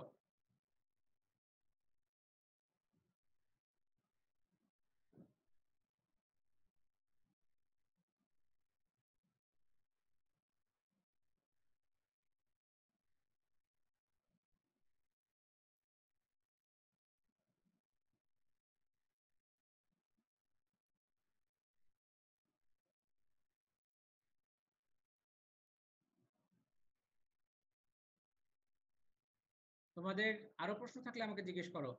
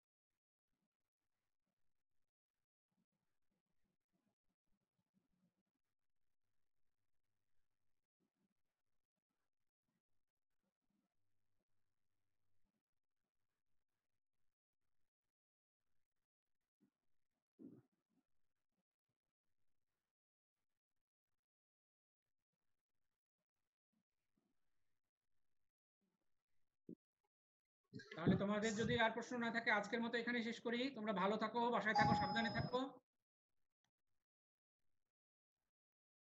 আর যারা ক্লাস করতে পারেনি এদের সাথে একটু শেয়ার করো। আর এই ক্লাসগুলো আবার আল্লাহ যখন পরিস্থিতি স্বাভাবিক করবে আমরা আবার ব্ল্যাকবোর্ডে এগুলো আবার আমরা করবো বা ডিসকাস করবো, চিন্তার কিছু নাই।